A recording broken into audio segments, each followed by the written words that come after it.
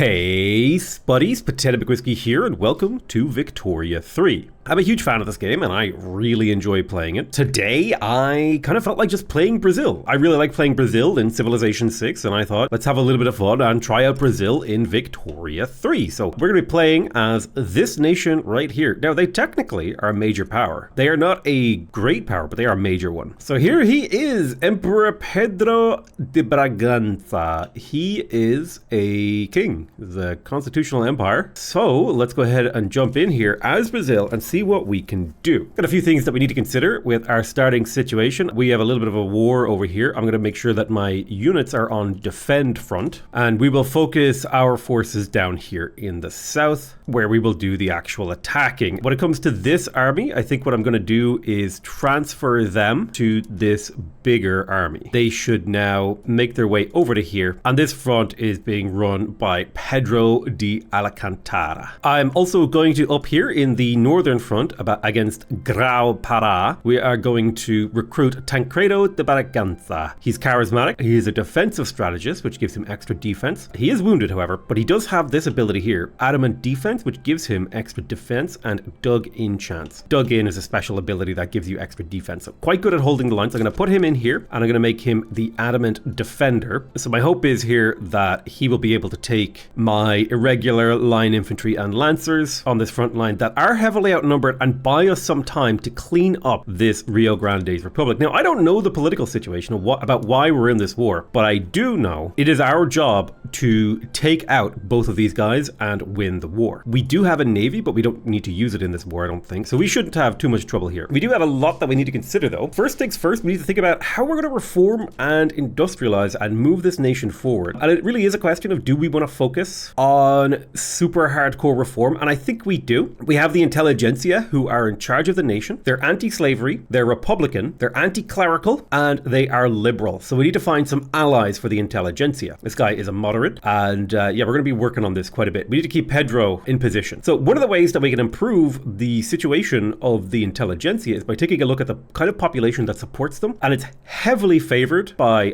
bureaucrats, academics, and a little bit of clergymen. So one thing we're going to start doing is using our limited authority over here, which is basically your ability to influence your nation, as we're going to go ahead and bolster the intelligentsia. And by bolstering them, we effectively make them more attractive for people to join. Only pops that meet these criteria will consider supporting this interest group. They have to have a literacy rate greater than 25%. They have to be academic, aristocrat, bureaucrat, capitalist, clergyman, clerk, or an engineer. So higher literacy, urban administrators, and a bunch of other things will attract people to the intelligentsia. One of the best ways that we can potentially improve the position of the intelligentsia, and we want to make the intelligentsia have a higher clout rating, because that will make them more legitimate in the government. I could add the exalted Liberal Party here, which would raise the clout of my government, but we would also have an ideology penalty. And that's something we can definitely consider. We could also make an alliance with the Rural Party. I think we're going to leave things for now on that front, and I think really reforming Brazil is going to be about building it up. Now, where is my capital state? Let me have a little bit of a look here. Okay, so Rio de Janeiro is my capital state, and if we take a look here, this state has a population of 582, and it has a slightly negative population growth rate, which I'm not entirely sure what's affecting that, but that's not ideal. One thing we should probably consider is expanding the universities so that we can expand the number of intelligentsia in this location that support them. If I scroll down here to the population of this area and I take a look at the academics, there are 16,000 academic population here. They hold 23,000 political strength. They get a 25% bonus because they're in the capital state. Now, they're not eligible to vote because their wealth is too low, but they do have political clout. So if we can expand the number of these pops by building more and potentially increasing the government wages as well. So I'm going to increase government wages here, which will eat up a significant portion of my money. However, a lot of that money will come back to us in the form of the spending that those pops will do in the economy and the profitability and stuff like that of various industries that will rise as a result. And then I'm going to spend my government construction on building more universities in the capital. I'm probably going to go up to 3, which feels about right. And then over time, I will probably slowly raise these high wages. My hope is by raising the wages of these guys, if we check out their economy, their net income should increase when I'll let time tick over here so that we can finish a week. So there we go. Now they have a higher net income, which means they should start increasing their personal wealth, which should mean that their political power will also increase because their political power is based on their wealth.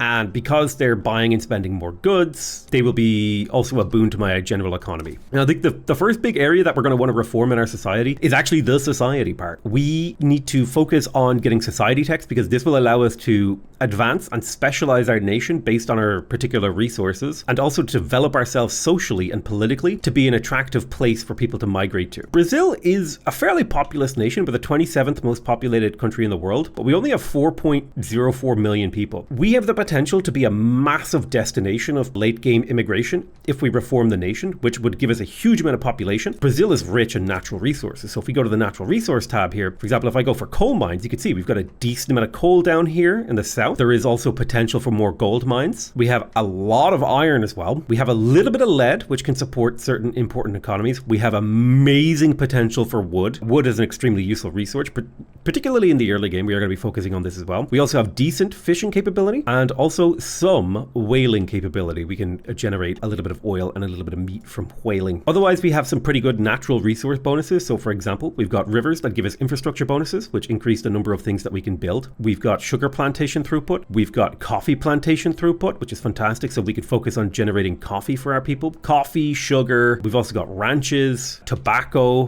It looks like we've got some really good ranches up here in the north that we can do. Ranches, sugar, huge potential for hardwood, although this stuff is harder to build. A great place for iron mining up here in the north once we conquer it back. Brazil has an amazing position. So I think that's going to be our opening moves, is focusing on developing the society tech. And I'm going to research mass communication because this is the technology that's getting passive technology spread. And so if I research the tech that's getting passive technology spread, I'll kind of get through this tree in an efficient manner because I'm always researching something that another nation has researched that I'm getting bonus research towards. And that's just the way I like to do things. In terms of a political situation on the map, let's take a look at our journal. We do want to patronize romanticism, and we also want to do the path to liberalism. So we're going to need to enact census suffrage or universal suffrage, one of the two. So we definitely want to increase the voting rights of our people. And I think our eventual goal is to get a level 10 university in our capital, which will produce an insane amount of research for us, and then hold a grand expedition using that, or a grand exhibition rather, using that university. The first battle is underway, and unfortunately my general rolled a poor visibility roll, which means a lot of troops are dying and taking damage, and we're not doing much to the enemy. We are slightly falling out of favor in this battle. Where are my barracks? That's a real important question. So let me have a look. There's 4 barracks in the capital. So I'm going to go ahead, and while we're at war, I'm going to do an enlistment effort here to increase the training and conscription rate. And then I'm going to do it all along this high population coastline as well. We're currently being heavily assaulted by our enemies. We are doing a lot more demoralization damage. Like, our combat force is a lot smaller, but we are fighting effectively. So what I'm going to do for this army is I'm going to recruit a bunch of conscripts, in particular for my high population areas, so that I can get these guys out here quickly. Line infantry are quite expensive. I'm going to recruit us like a handful of cuirassiers, one from each state, and a handful of artillery, one from each state, and then I'm going to get us 3 line infantry from each state as well. And I'm going to do that 3 times to get 15 conscripts per thing. And I'm going to raise those 45 conscripts to bolster this front line. It'll take a little bit of time and they will trickle in, but I need those troops. So there's a question of if we want to oppose the Peru and Bolivian Confederation. I think it would be interesting to try to oppose the Confederation and take them out. Have a little bit of activity in the early game when it comes to warfare. So now that my conscripts are getting to the front line, we're able to push back. Okay, now that we have the advantage on this front line and our enemies have exhausted themselves and we have a huge amount of conscripts, I'm going to go ahead and start advancing this front line with both my generals, hoping to hit them in 2 places at once to shove them back. We have also successfully driven these guys back. We just need one more good battle win, and I think that'll be the Southern War 1. Looks like mission accomplished in the south. Perfect. An agitator just appeared here, Joachim Wandenkolk, and he has started a movement to give women more rights. Right now, women are essentially legally under the guardianship of men and enjoy very few rights. It would be nice if we could move to propertied women. While legal guardianship does give you a nice birth rate boost,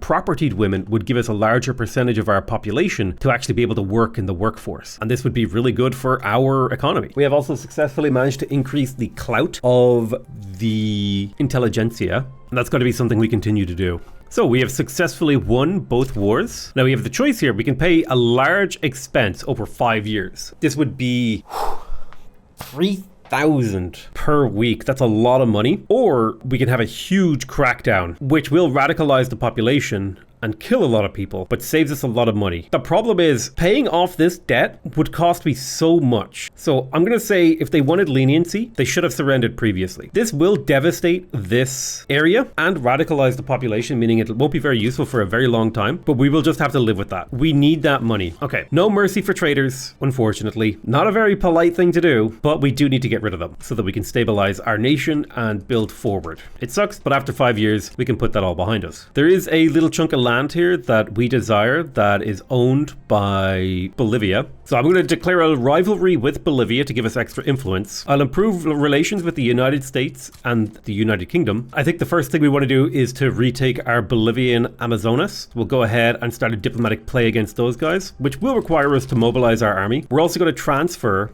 all of our units into a single large army just for simplification purposes. So now we only have a single army that we need to manage, and that's this one over here. Take a little bit of time for that manpower to recover, but we do have conscripts that we can raise again. In order to complete this, we need to get rid of all of the subjects of Bolivia. Now, there's two ways that we can do this. We can liberate the subject, or we could transfer the subject to ourselves. I quite like the idea of transferring the subject to ourselves. Now, how many diplomatic plays do we have? We have 85 diplomatic plays that we can screw around with. So I'm going to go ahead and see if I can do some subject transfers. I'm going to try to transfer South Peru, North Peru, and Equicha. I'm going to mobilize my armies, put them on the front line, and then raise all my conscripts. This is going to be a storm through the Amazon to dismantle the Peru-Bolivian Confederation and make it the Peru-Brazilian Confederation. And I'm going to build some more conscription centers so that we can get more stacks of line infantry here. They will be conscript line infantry, which has some downsides, but that's fine. We just need the troops on the front line to fight. And I think at the onset of the war, we're going to be taking a defensive front, hopefully baiting them into attacking us. The Netherlands just turned us into their rival. That is not good. We've managed to finish building our first university. Well,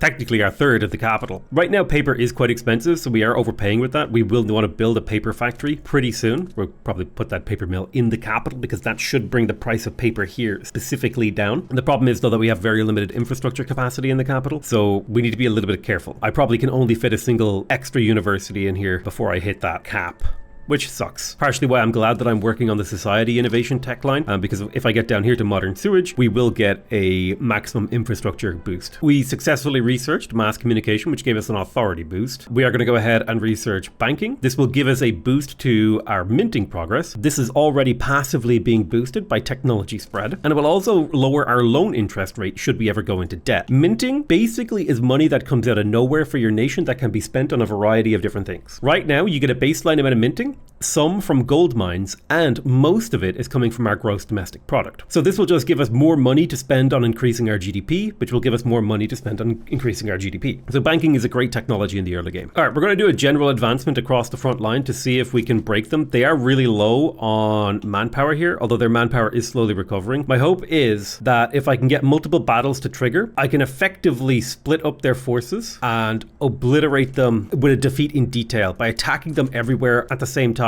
Sure enough, some of these battles will not go well for me, but some of them will. And more importantly, I will grind their manpower to dust, and I should be able to replenish my reserves faster than them. Yeah, look at those manpower numbers. Our advantage is skyrocketing as we just obliterate the small number of men that they can actually bring to the front line. So we're looking at a dead of about 12,000 people, and they're looking at a similar number. The cost of war has been pretty similar here, but we are winning at the very least. It looks like their war support is now tanking. It's going down extremely fast while ours is staying strong, and they will accept complete capitulation at this point. I have managed to utterly defeat them. So I'm going to take these vassals and this chunk of land, and they should, in theory, accept, which means we get triumph of the nation, having obliterated the Peru-Bolivian Confederation. And now we have Peru as our vassal state. And there's some really nice advantages of having Peru as our vassal state. First of all, Peru will pay a significant portion of their finances to us, and as time goes on, we will actually be able to annex Peru in the potential future if we so choose. The other really nice thing is because Peru is in our market, essentially some of the population in Peru will move to our mainland areas, like for example Rio de Janeiro, and this will bolster our economy, giving us better control of like the whole world economy. And this is basically sort of the pattern that we're going to want to do dealing with a lot of these neighboring countries. We do need to be careful not to anger any of the great powers. The Netherlands is antagonistic towards us. France is protective. We do need to be careful about the Netherlands because if they decide to oppose us in our expansion or our development of our nation, they could seriously set us back. One of the most important things that we're going to need to do is to pass some laws on education. Now, we could pass private schools, which would give us power to the intelligentsia, which would be really useful, and wealth-based education access. The problem with this, in my opinion, is that it's inefficient. If we pass public schools instead, we get a flat 10% education access across the entire nation, which means all of my population becomes more literate. A higher literacy in our population increases the qualifications that they can have so they can work more complicated, more economically productive jobs, and we will get a better tech spread, meaning that we will effectively catch up to the other countries that started out in a better position than us. So I think what we're going to do is we're going to make a unity government between the intelligentsia and the exalted Liberal Party, which should slightly improve our government clout, and then we're going to push for public schools. There is also something to be said here for pushing for charity hospitals. This has a lot of really nice benefits. So for example, it increases the standard of living for the lower strata, it lowers the effects of pollution, it decreases mortality. However, it does increase the power of the Catholic Church. Private health insurance would lower mortality per wealth, give better standard of living for the upper strata, and lower pollution effects. I think I'm going to go for public schools first because this will just accelerate my nation. The other thing that public schools does is it actually gives you better assimilation, and that'll mean that more population will actually start to identify and integrate into the culture of Brazil. I'm also going to build another 2 ports in Rio de Janeiro, specifically for the purpose of increasing the infrastructure. Every port will give you +5 infrastructure, which is effectively a few more buildings that I can place in here, and more importantly, I want to build those universities. I'm also going to build another construction sector in the capital. This will give me a small boost to my construction ability, which will boost both my private construction that is being done by my economy and my government construction. This will cost me a little bit of money, but it will also improve my country quite a bit. Then in terms of decrees, I'm going to get rid of enlistment efforts in one of these places. Now, I'm going to get rid of enlistment efforts entirely. And now in Rio de Janeiro, I'm going to focus on road maintenance, which will give a state construction efficiency and a maximum infrastructure boost because I want to build up my capital. I'm also going to promote social mobility, which will give me education access and qualifications in the capital. And I'm going to go ahead and encourage the manufacturing industry in the capital. This will make the GDP go up quite a bit. So for example, things like my urban centers that are producing services and transportation will become more efficient at their production because they'll be able to produce, they'll have a 20% better throughput. And that'll be similar for my paper mills. They'll be able to produce more paper and we'll be able to get more employment and all this stuff. And these things will become more productive. Similarly, the construction efficiency is really, really powerful because effectively it means 7 construction that's being input into my capital becomes 7.9 construction due to all the bonus boosts, right? For a 12.9 construction efficiency. So all these things are really, really nice. And then the other thing about the education thing is that should increase the overall literacy in my capital, which will increase the overall support for the intelligentsia. And since those pops are in the capital, they will have more political power because they're where the center of the political power is in my country. I'm going to make some changes to the army of my country. I'm going to get rid of some of my irregular infantry, upgrade the rest to line infantry, get rid of my conscripted line infantry, and then focus on conscripted support units. So infantry will be the mainstay and I'll conscript these heavier units. Line infantry are kind of cheap to maintain because all they need is small arms, right? Have a nice cheap army to maintain and then conscript the cavalry and stuff that we need. Taking a look at the capital city, we've got a few economic problems here. One of them is that wood is quite expensive compared to the Brazilian market, which means it's quite expensive compared to the base price. And that's because we actually don't produce much wood here in this market. I'm going to go ahead and build myself some logging camps to reduce that. I think 4 logging camps should bring the price of wood down to a level where this will actually lower my government construction costs. And I'm also going to grab myself another government construction because I'm getting close to my maximum gold reserves. And once you have your maximum gold reserves, any money that is like in excess of that just gets disappeared. So unfortunately, I'm going to have to spend some money to make the exalted Liberal Party have more momentum in this election. I need them to collect a few more votes so that I can have a more legitimate government. I really don't want the Conservative Party to get into power, mainly because their policies don't align with my goals of reforming Brazil. I'm also going to pass a greener grass campaign in the capital in the hopes of attracting a larger amount of migrants to here. My goal is to build a massive, highly productive manufacturing and service industry in Rio de Janeiro, while the rest of my country produces resources that feeds that large manufacturing area. We have managed to complete banking. This will increase the total amount of money being minted by my country. You should see the little jump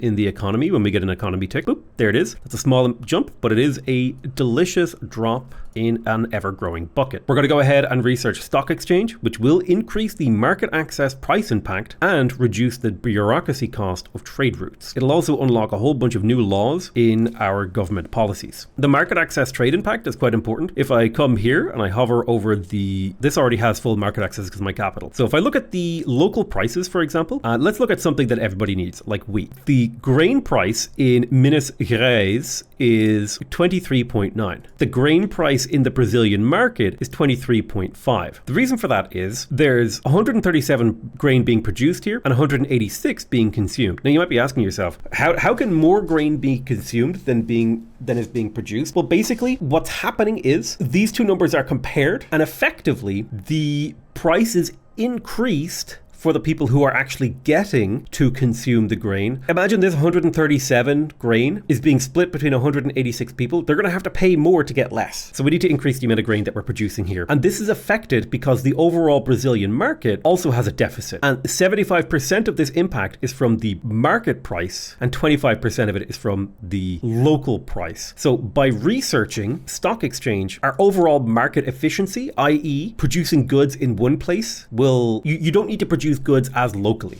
effectively is what that means, because more of the price will be dictated by the national/market-wide price. Effectively, what stock exchange as a technology does is it gives people better access to the entire market so they can buy goods for not just local prices, but the overall price. This is good for buyers and sellers, because let's say I specialize a state to produce wheat. The price of wheat in this area will be really low, right? Which means the people who are producing wheat here aren't going to make as much money. But if they have better market access, the people over here, not only can they buy wheat for less, right? Because the wheat becomes cheaper to buy because they have better access to wheat. These guys, more wheat is getting out of their place, so they're getting more money for their wheat. So it actually makes everything better for everyone. Market access is a really, really important thing. It allows goods to move to the people that need them. Now we have a free government reform, so we could take out the exalted Liberal Party, and we could bring in the rural folk, which would give us technically more clout. We could also bring in the Conservative Party, which would give us more clout. I do think when it comes to liberalizing my nation, an alliance of the exalted Liberal Party and the intelligentsia is actually a more effective from a policy position, because they actually have a pretty hefty ideology penalty. However, when it comes to human rights, they align on a lot of areas. So for example, like the Catholic Church and the intelligentsia both support giving women more rights in my country. And that's because the leader of the Catholic Church has the reformer trait. He would like the rights of women to be advanced and the right of children to be advanced, as well as for the rights of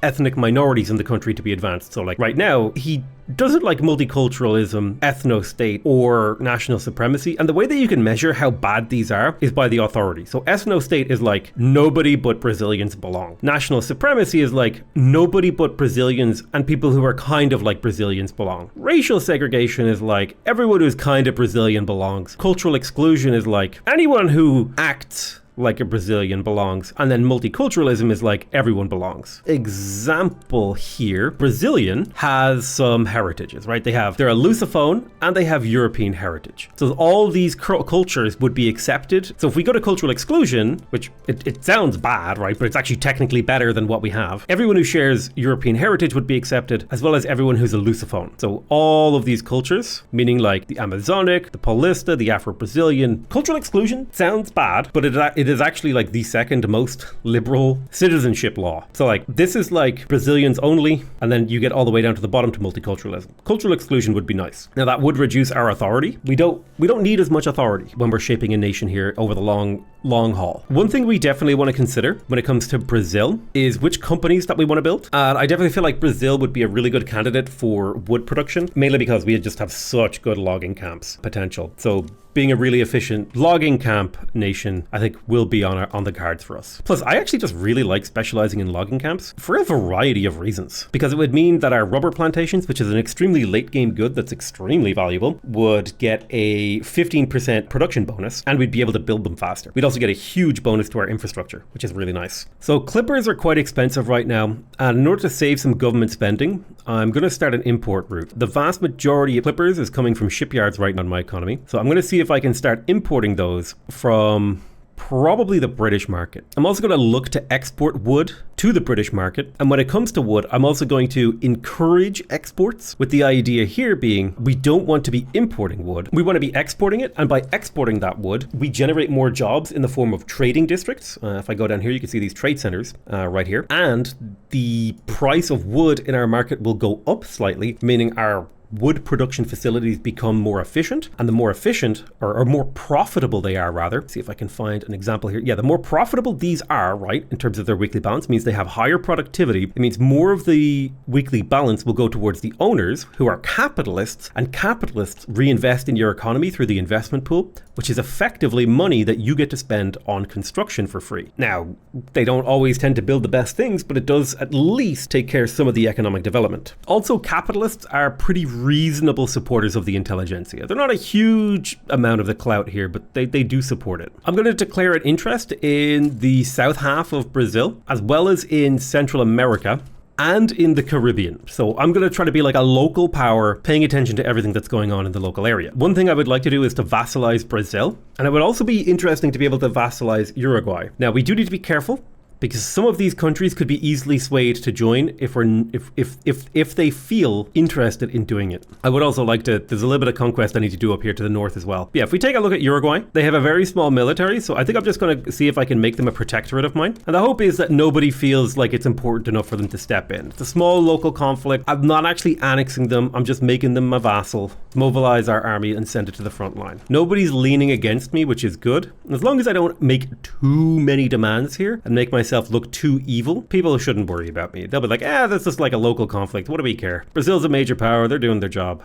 And I'm going to set one of my navies here to raiding the convoys of Uruguay, should they have any. They do seem to have some trade centers, so hurting their economy while we invade them will make the war quite easy. All right, nobody has joined the Uruguayans, and so we should have a pretty easy time conquering them. It does suck that we have to fight these poor 4,000 men. I kind of wish they would have just surrendered to me and accepted my dominance, because it's not like my goal is to exploit them completely. My goal is to extract some of the money from their government budget, use it to develop Brazil, eventually integrate them, and then build up their nation. So sort of a snowball mechanic. Yeah, it sucks for them, but you know, my plan isn't to completely exploit them, just a little bit exploit them. The excuse of tyrants since time immemorial. My leadership is good for them. Excellent. So Cisplatia is now my protectorate. There is stock exchange giving us that bonus market access price impact, meaning prices across my nation have become a little bit flatter and less fluctuating. And also our trade routes are cheaper to maintain, which means we can have more trade routes or just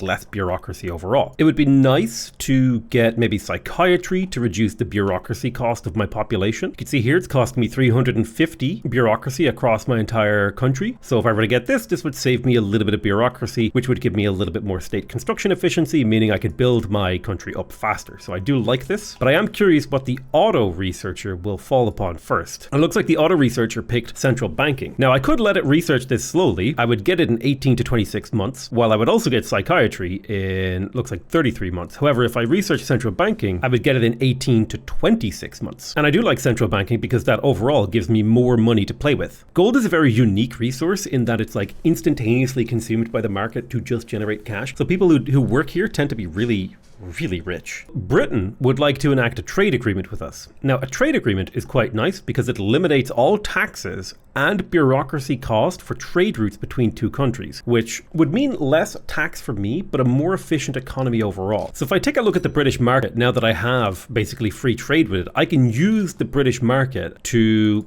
effectively balance my own economy. So for example, they have a bunch of dyes. I can import those to my market for effectively no cost. They have a bunch of spare fish. I can import that. I could import the wheat. So now you can see I'm importing 70 grain from the British market, which makes my citizens have easier access to grain, bringing down the price of grain for those people and overall increasing my GDP. So trade is a really good way to improve your economy and also the quality of living of your people. And it means me and the UK are now cooperating a little bit better. And I'm building that relationship with the UK because I fully intend to export to the UK things that they need that I can specialize in the production of and then import from them when they're better. better. So unfortunately, the gold fields in Minas Gerais are starting to deplete, which means we will need to build more gold mines. Gold mines are so valuable that I'm going to shoot them to the top of the construction tree after I build this tooling workshop. I need tooling workshops because my tools in my country are currently a little bit expensive and I want to bring that price down a little. I'm going to build another construction sector, this time in Sao Paulo, in the hopes of slowly bumping up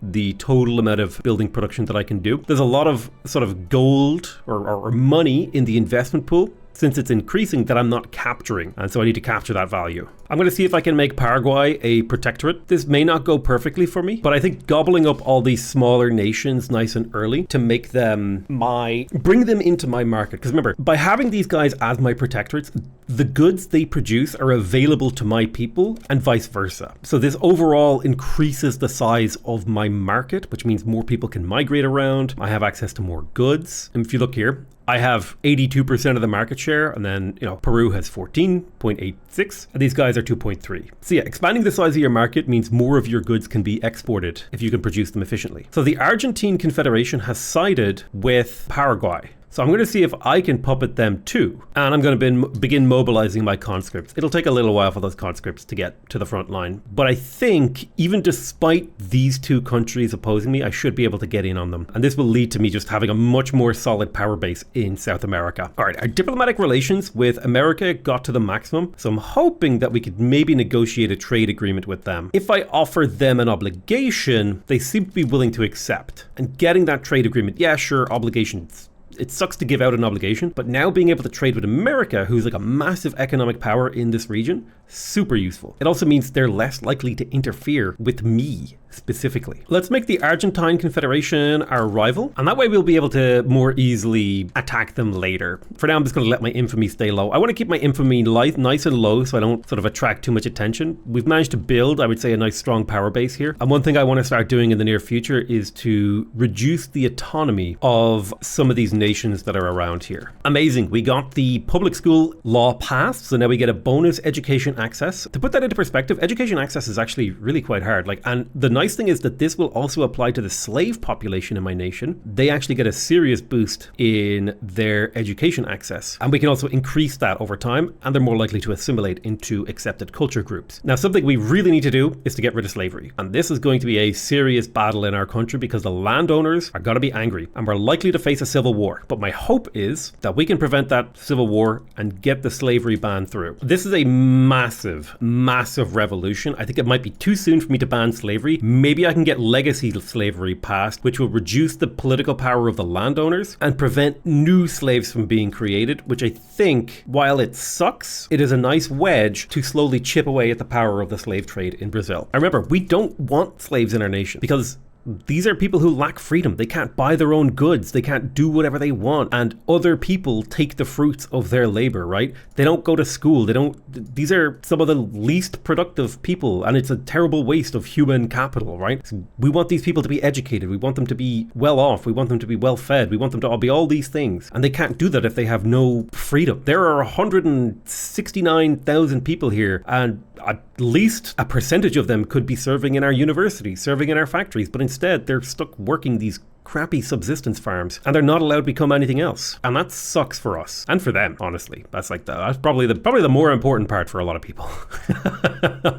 I'm going to invest more heavily into education. This will increase the rate of assimilation and the education access, which will lead to a higher rate of literacy in our nation. Many of the late game and high ranking jobs of the game are dependent on your population having a high literacy rate. Perfect. We just unlocked central banking, which is going to increase our rate of minting, which is fantastic because we are finally building those gold mines in Minas Gerais, and our loan interest goes down if we ever do go into debt. It could be worth it for us to stop off for the atmospheric engine to start producing more from our mines. This would allow us to consume coal to produce more in all of our mines, and in particular useful here is it would increase our gold production. So I think I am going to go for the atmospheric engine, and I will queue up a gold mine, or sorry, a coal mine. There's a lot of coal that we could theoretically import from the UK. So I'm going to import coal to the Brazilian market, and then in particular, both Minas Gerais, I'm going to do gas streetlights because that gives me a small boost to infrastructure, meaning that this area will have better market access because it'll have more infrastructure. And I'm going to import coal to the capital capital as well by using gas streetlights here. This will increase the productivity of this building in terms of services, increasing the quality of life of my people, and very importantly, actually having coal exist in my economy, which means it's a new good that people can potentially buy for their own consumption, increasing the demand. So I think that's something I'm going to do across the board here, is in my urban centers, I'm going to activate gas streetlights, and the purpose here is to create a demand for coal in my economy, which should get imported from the UK. And that should lead to a slight bump in GDP and overall quality of life for everyone. We've managed to have one successful roll of the dice for legacy slavery, bringing it up to 24% chance to succeed, and we need to roll that dice successfully 3 times. Getting legacy slavery through isn't necessarily a guaranteed thing. We are slowly aging up. Pedro is now aged 16. There he is in his nice little regalia. We're almost at the verge of getting out of being an unacceptable government and getting into being a contested government, which would drastically increase how long it would take us to enact these reforms. And we're also going to benefit from having less radicals per month. In fact, to the point where I am considering lowering the tax rate here and then spending some authority to tax tobacco to make up for that, because going up to a contested government is very powerful, and it will significantly speed up the rate at which we can pass legacy slavery, which will prevent the creation of new slaves in Brazil. Additionally, we're also increasing the amount of money being minted in the country by building these gold mines, so shouldn't be too much of a problem for us to maintain extremely low taxes to please the people. Low taxes and high wages. That is how we win the people over and how we build up the power of the intelligentsia. You could argue that I should lower the military wages, which I am going to do, because I don't want the political power of the military faction, who are a member of the Conservative Party, to actually get stronger. So I'm going to lower their wages. We need to dismantle the power base of the landowners, and a lot of it is built upon slave trade, tenant farmers, and the local police force. So if we can get the slave trade to be reduced, if we could maybe move away from tenant farming to something else, although it is quite popular in my country, so we'll have to kind of work on things slowly and surely dismantle the power base of the people holding us back from advancing. Perfect. Our education investment has increased to 2. So we definitely want to get France into a trade agreement with us. So let's see if we can have a look at the French market and see if there's somewhere we could get an edge in here. Like, they have a surplus of grain, so we could import more. So it looks like France would accept if I offer them an obligation, so I will. And the idea here is having trade agreements with nations will slowly tick up their relations with you, meaning they're less likely to interfere with your politics, which means there's only one nation that we need to worry about, which is the Netherlands. I'm pretty sure we now have essentially free reign to start making more protectorates. So let's attack Argentina with the intention of reducing their autonomy and getting control of their nation. Let's go ahead and mobilize our troops and send them to the front line, and we will also raise our conscript. It looks like the Liberal Party won the election by a narrow margin. That should give me a slightly more legitimate government, which is fantastic. And this means we're going to be able to pass reforms really quickly, because normally it takes 150 days. If your government is illegitimately, it takes 50% longer. So you might get 3 rolls. You get 3 rolls in a year under normal circumstances, which is pretty good, right? But if you have an illegitimate government, it takes 225 days per roll, which is so much worse. It's like barely 2 rolls a year. Like when I say barely, I mean it's like way off that. Ooh, excellent. The Liberal Party has actually included the intelligentsia, which means we now have a massive voting bloc. I'd love to bring in the rural folk, because they would support some of the things that we like in terms of policy, but we'll just have to keep dismantling the aristocrats. I'm also going to ask Argentina for war reparations. That'll hurt their nation, but it'll give me a bunch of money to pay for the fact that I had to declare war on them and, beat them. So that's the hope, is we can extract a bunch of value out of them with the diplomatic pacts. All right, we have gone to arms, and yeah, we have a pretty sizable advantage. So this should be a very, very simple war for us. I don't even think they really stand a chance. Oh, this is huge. So we managed to get the atmospheric engine. Let's immediately go to our gold mines, and we're going to switch them to using the atmospheric engine pump. This will increase their consumption of tools as well as coal, but it will massively increase their minting and the amount of gold that they generate. And I care about that minting. The pollution isn't great, but I really care about that minting. This will also increase the demand of coal in my market, which is leading to a shortage, but that should lead to these trade routes upgrading, bringing more coal into my country. So that's the hope anyway. And then we're going to head back and see what society tech will go for. I think dialectics is a reasonable one. More education investment is nice. We are getting pretty low on bureaucracy, so we're going to need to think about how we're going to increase that. And legacy slavery just needs to roll the dice successfully one more time and it will pass, driving the first wedge in the dismantlement of the conservative stranglehold stranglehold on my country and putting Brazil on the pathway to reform. The war is going excellently. Argentina is getting close to surrendering. We've also unlocked Napoleonic warfare, which will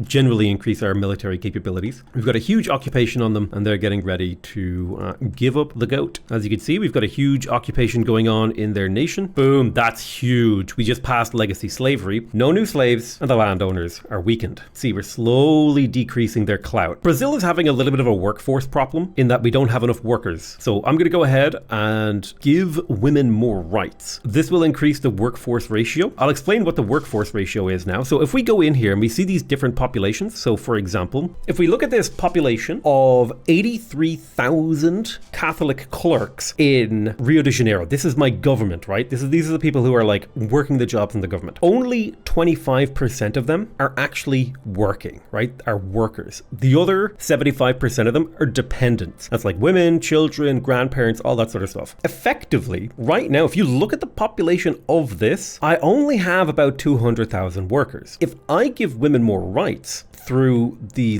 rights of women law here, I'm sure I'll lose a little bit of pop growth, right? Who cares, right? Because the important thing is I will have more workers that can drive my economy, which will push me towards building a better utopian society. We'll have better healthcare. We'll have all these benefits are super good. So that's why we want to push that direction. It will mean that instead of having about 200,000 workers, people who can actually work jobs here, we will have 240,000. And 40,000 doesn't sound like a whole lot more, but if you consider an average building employs about 5,000 people, that's 4 buildings that are now employed because we gave women more economic recognition. And I am super on board with that. You could technically make the argument that like the birth rate is better in the long run. However, what's the point of having a lot of people if their standard of living is really low? If you have more workers, there's more goods and money flowing around the economy, and people's standard of living means that they will be able to afford more children anyway. So the birth rate will naturally increase because people are earning more. If I go down to the slaves, for example, right, you can see here the population is increasing because their standard of living is of a reasonable rate. Literacy reduces how fast they have children, and legal guardianship increases it. If more of these people are working, more of them will generate revenue for me. About 4,000 people are being born annually, and about 3,000 are dying annually. If they have better standard of living, less of them will be born per year, but a lot less of them will die per year. Okay, perfect. We've made the Argentine Confederation a protectorate, and they also owe us war reparations. With war reparations will go quite a while towards paying for the growth of this nation. And it also means that they're now inside my market. Bolivia will be a little bit harder for us to deal with, so we're not going to do that yet. We'll want to increase the size of our military before we get on that train. Now, the hope is that we can eventually get to women's suffrage, which will give us a huge workforce ratio and a massive dependent enfranchisement, which basically means women can vote. And we like that workforce ratio. We like it a lot. Amazing. A lot of gold is now being minted in these gold mines, and they have a throughput bonus because the more of the same building you have in an area, you get a bonus to their production. So instead of just producing 20 gold per level, they're now producing 20 gold per level plus 3%. This is the #1 gold mine in the entire world. And I believe we should actually be, we're the #2 producer of gold, which is really damn nice. I'm going to switch my iron mines over to the atmospheric engine pump as well. This will increase their tool and coal consumption and also generate pollution, but it will massively increase the rate at which they produce iron. After we get some of these universities, we're going to need to start getting logging camps. These are incredibly productive. If we go to all of our buildings and we scroll down to rural, I mean, obviously gold mines and gold fields are super productive, but if we go to the logging camps, they're pretty productive on average. So it's a great way to increase my economy. We definitely also want to attract more immigration to Rio de Janeiro. I think you can get about 20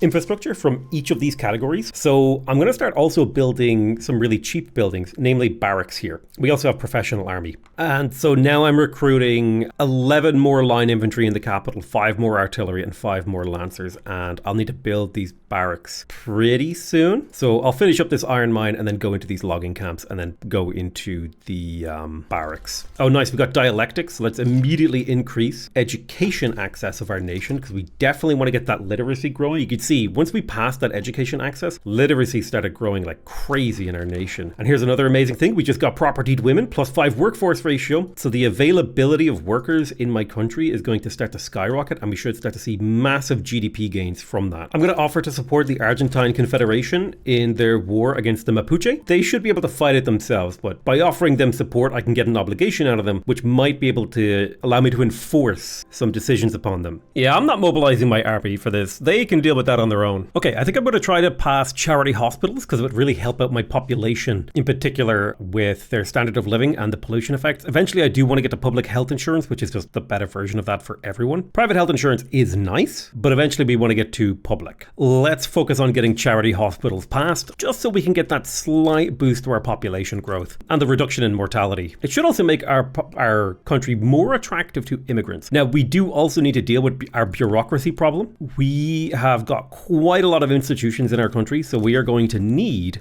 more government administrations. And one of the problems that we have is that paper is actually already quite expensive here. So I'm wondering if I could import it from somewhere. Looks like nowhere produces it in particularly high quantities. And I do think I'm going to have my government administration mostly be centralized into Rio de Janeiro, mostly because this gives me plenty of urbanization that I can use to have these urban centers that give me infrastructure and transportation and services and uses a little bit of coal, right? I just think this is a good use of this. We should probably also have market squares, which will increase the amount of clerks being employed here, as well as increasing the amount of services being produced. It'll also increase my consumption of wood, and I'm going to import some glass from the British market to hopefully have that just be a reasonable thing. But our education institution has hit the 3rd level, so we should start to see more assimilation, less unrest, faster literacy growth, which should lead to better passive technology gain. The Argentine Confederation have declared me their rival, which is interesting because I am their overlord. I'm going to improve relations with them because I'm their overlord. And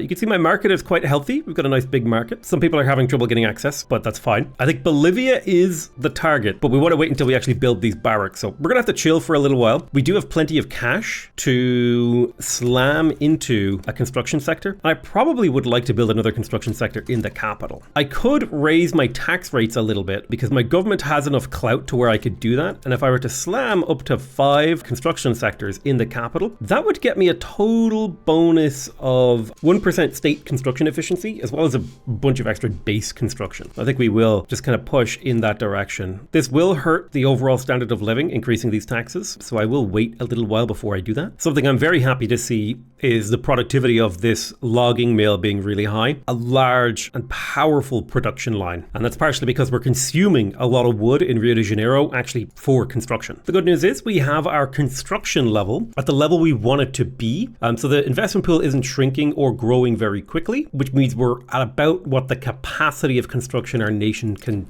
sustain. So I'm going to switch my textile mills to dye workshops. This will consume more fabric and dye, but it will lead to more clothing. I'm going to use lathes in my furniture manufactory. My tooling workshops will stay on wrought iron tools. My paper mills will stay as they are. My urban centers, I'm going to switch to market squares to increase the demand for wood and glass in my country. Gas streetlights as well to get more infrastructure. And then when it comes to my rural stuff, I do think it would be good to go for the coal mine stuff. They will use more tools and generate more pollution, but we will have access to more coal. Although these things are having trouble fully employing, that's fine. And they will eventually stabilize. I don't particularly need to produce hardwood. The demand for that isn't very high and I can always import it from other places. I could make use of fishing trawlers to increase my fish output, which does seem pretty reasonable. And it will also increase the type of employment here to a higher tier. So that seems totally reasonable to me. I'll also give my universities a philosophy department, which should increase the total amount of innovation and qualifications that they generate. Now, this will cause some of my costs to shift. There should be a pretty big shift in my economy over the next few weeks as we implement those changes. And we also finished the atmospheric engine, which we can use to get a boost to our mining, or we could use to get research progress. I'm going to go for the research progress. I think long term, the research progress is more important. I'm happy to see that the political power of the intelligentsia has managed to get up to about 15%. And I'm going to preemptively build another construction sector in Sao Paulo with the intent to build an extremely large large logging camp here to produce a huge amount of wood for my national economy, and especially to have extremely productive logging camps that I can export to other countries. So we've basically finished the construction of all the 9 possible logging camps in Rio de Janeiro, which has a bunch of really nice bonuses, right? We get a bit of tax out of it. We get cash reserves in our country, which is effectively stuff we can borrow against. We get a profitable company that,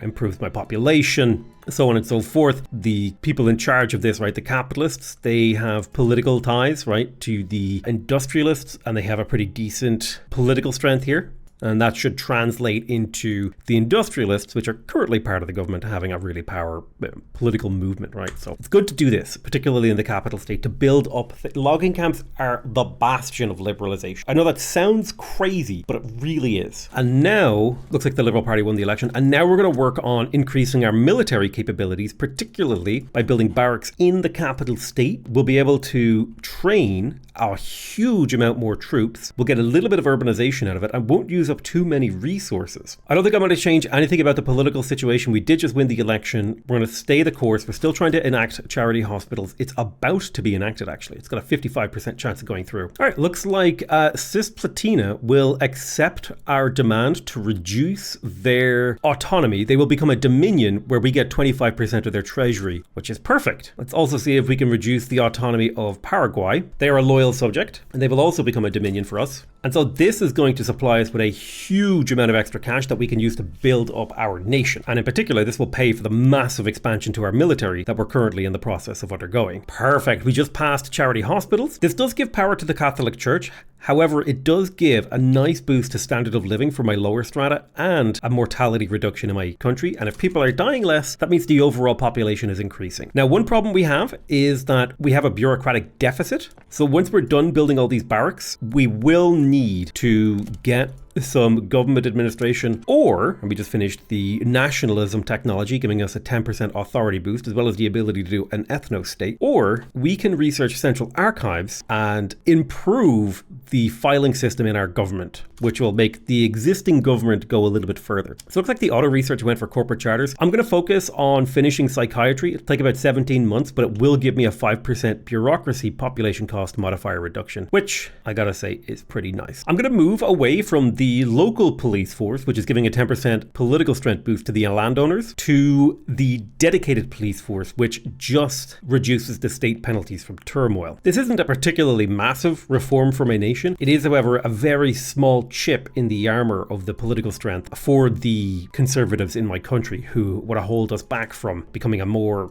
liberalized and open nation. I'm going to seek a wife for Pedro, and we're going to have a public wedding to make our leader more popular with the people, which should help the intelligentsia be more powerful in our country, because he's a representative of the intelligentsia. He's also a reformer. I'm also going to grant him a command in the army because he actually has quite good abilities, right? He's meticulous, so he has better offense and defense, recovery, he's better surprise maneuver and careful maneuver chance, and he is also reserved, meaning he's less likely to die and he's more likely to do careful maneuvers in a big way. Looks like mechanical tools has spread to us passively, which is an improvement to our furniture manufactories, paper mills, and livestock ranches. I don't think we're really ready economically to switch over to these. We don't actually even produce steel really in our country, so that would be pretty bad for us. We could go for sulfide processing and then import the sulfur, and I think that would be okay to do because sulfur we can just import from the British market to meet our needs. Part of the benefit of having really good trade relations with the 3 most important trading partners in the world right now, the USA, France, and Great Britain. Eventually, the focus will shift potentially more towards like people like Russia and China and a potentially united India, but we will see. It's important that we get these trading relations in early. See here, we've got some South Andean Catholic laborers in Rio de Janeiro, and a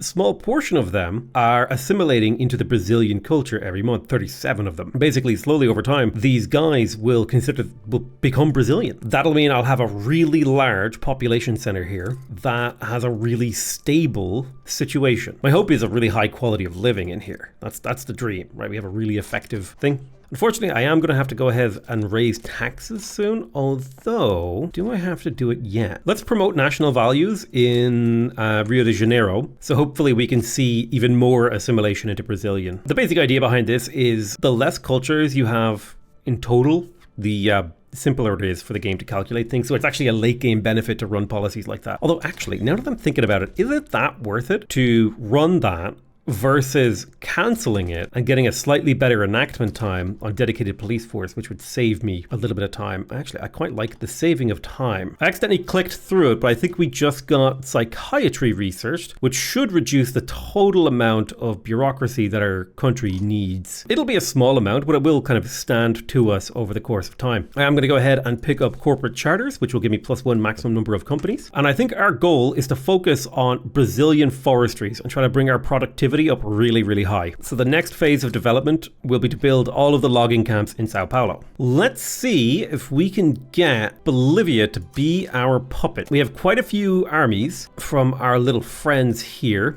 Couple of countries we could sway here. We could sway the United States of America. I'm going to add a war goal to conquer Mato Grosso because that would give me this full Mato Grosso into a single piece. And I'll look to sway the USA in. But yeah, my smaller nations should join this war and help me out. Let's go ahead and mobilize and raise our conscripts and place them on the front line. Unfortunately, I have to raise taxes to try to cover my government deficit. I don't mind being slightly in deficit, but I didn't like the level of deficit we were at. No, USA! They joined the wrong side. Hold on, I just forgot to click the button. The USA wants one of my vassals. I don't want to give them one of my vassals. I know that's what they're going to offer them, but I don't want to give them my vassals. So they can offer that to the USA. I don't give a damn. Russia sided? Oh my goodness. They want a treaty port. Goddamn great powers getting involved where they shouldn't. Now Russia's sending troops to the front. And that's bad. I'm going to add this to primary.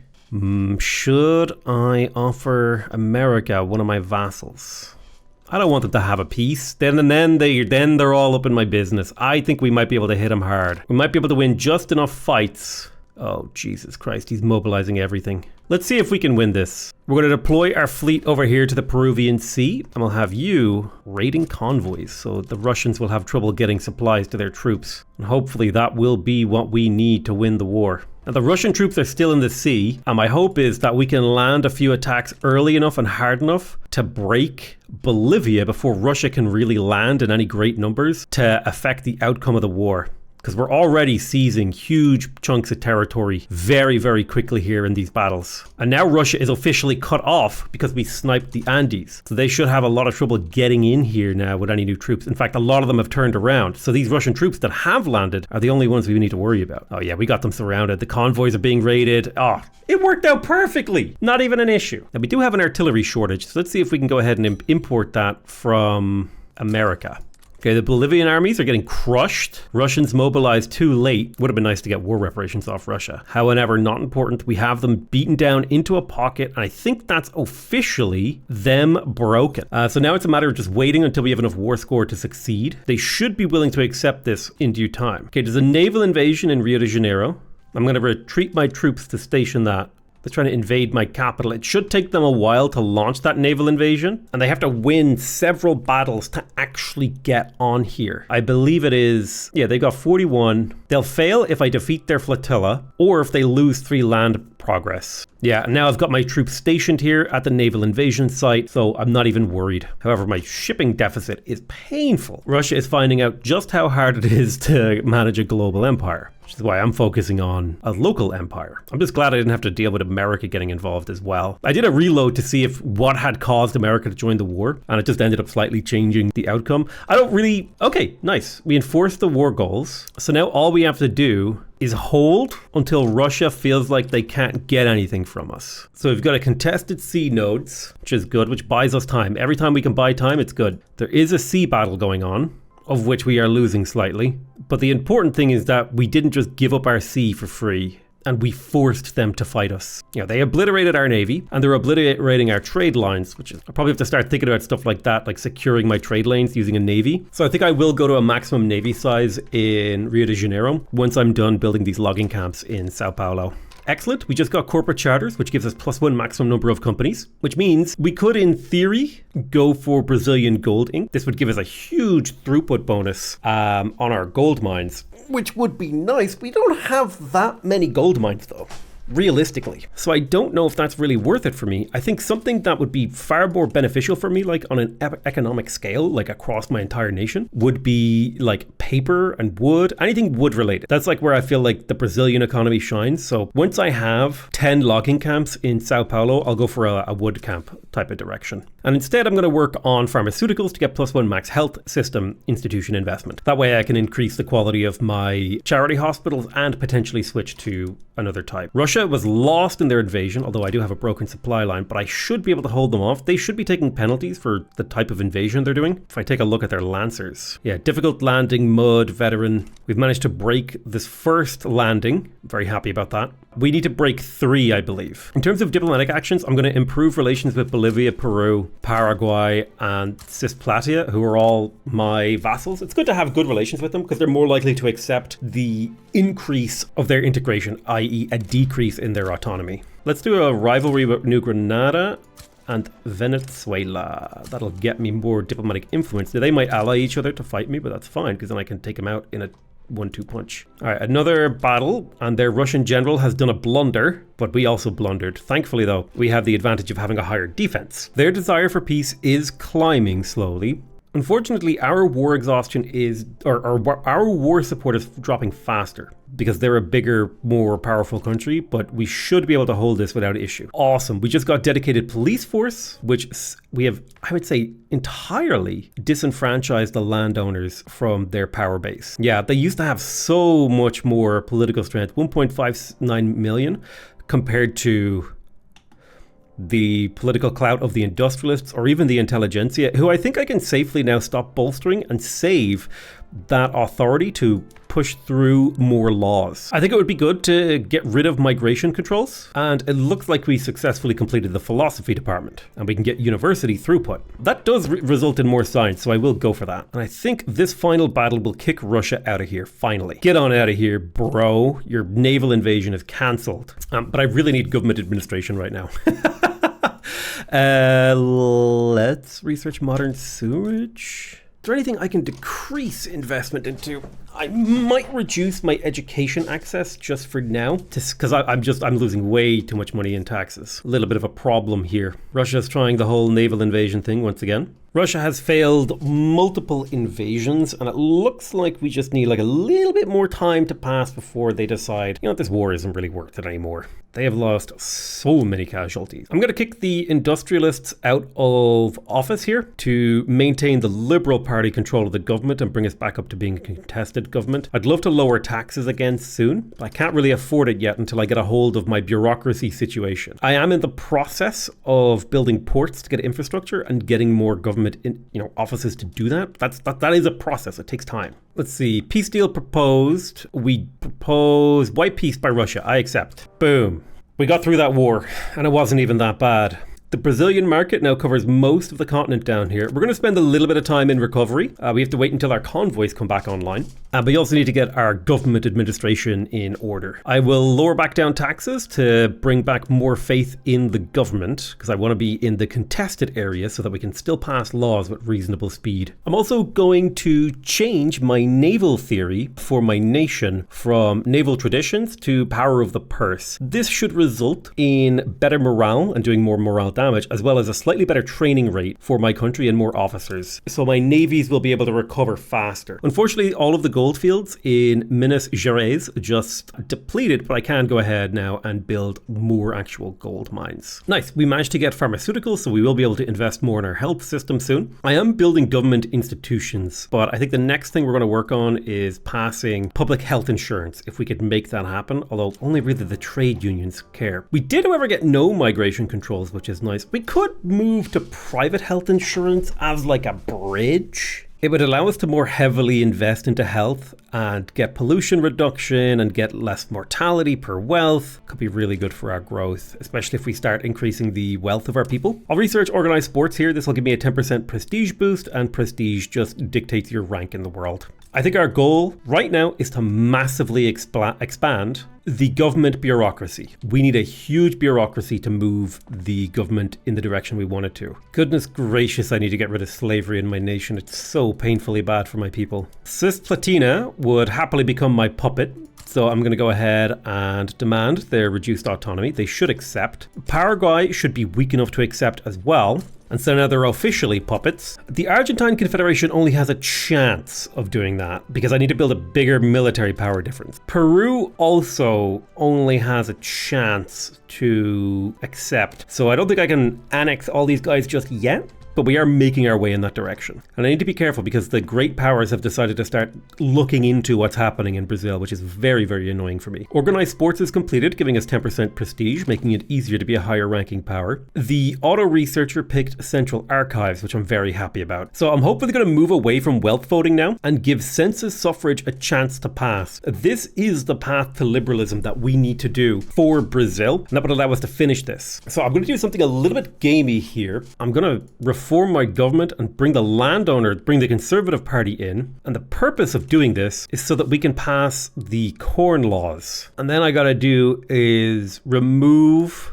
the import tariffs. And that will make the laborers in my country more loyal. And then I can just kick the Conservatives out at the cost of a little bit of radicalization of my nation. Let's prioritize increasing the health system investment because that lowered mortality has a huge impact on our long-term population growth, particularly on a yearly basis. Peasants and laborers will become more loyalist in my country, which will help quite a bit. Let's import clothes from the British market because they're cheap. I'm going to import chairs. We're already exporting wood. See, what industrial goods do they have in a wide supply? Let's import their guns. We're already importing their artillery. We're already importing those. We should also import the ammunition. Not for any real reason, just good to have those coming in so that we have access to them in the market. Here's the plan with this logging camp. We're going to build 10 levels of logging camp. Then we're going to activate the logging camp industry here, Brazilian forestries, and then we're going to focus on trying to get as high a productivity in here as we can, so we can activate this +1 infrastructure per 100,000 population and +20 maximum infrastructure population, which basically means we could build an extra building for every 100,000 people in a state. Our health system has increased to level 2, so now our population is growing by about 1.16 per year, and that's going to accelerate as we continue to improve our population's standing. Let's raise back up our educational standards. We had to dip them down for a little while we had a bit of a tax crisis, but we've definitely stabilized right now, which I'm feeling very happy about. Okay, this is huge. We just got central archives, which is going to give us taxation capacity. Maximum home affairs institution investment, which is basically home affairs is like the National Guard, secret police, I guess FBI would be a way to describe this. Yeah, so you got like no home affairs, you got National Guard, you got secret police and guaranteed liberties as your options. The most important thing that this does is unlock standardized filing system.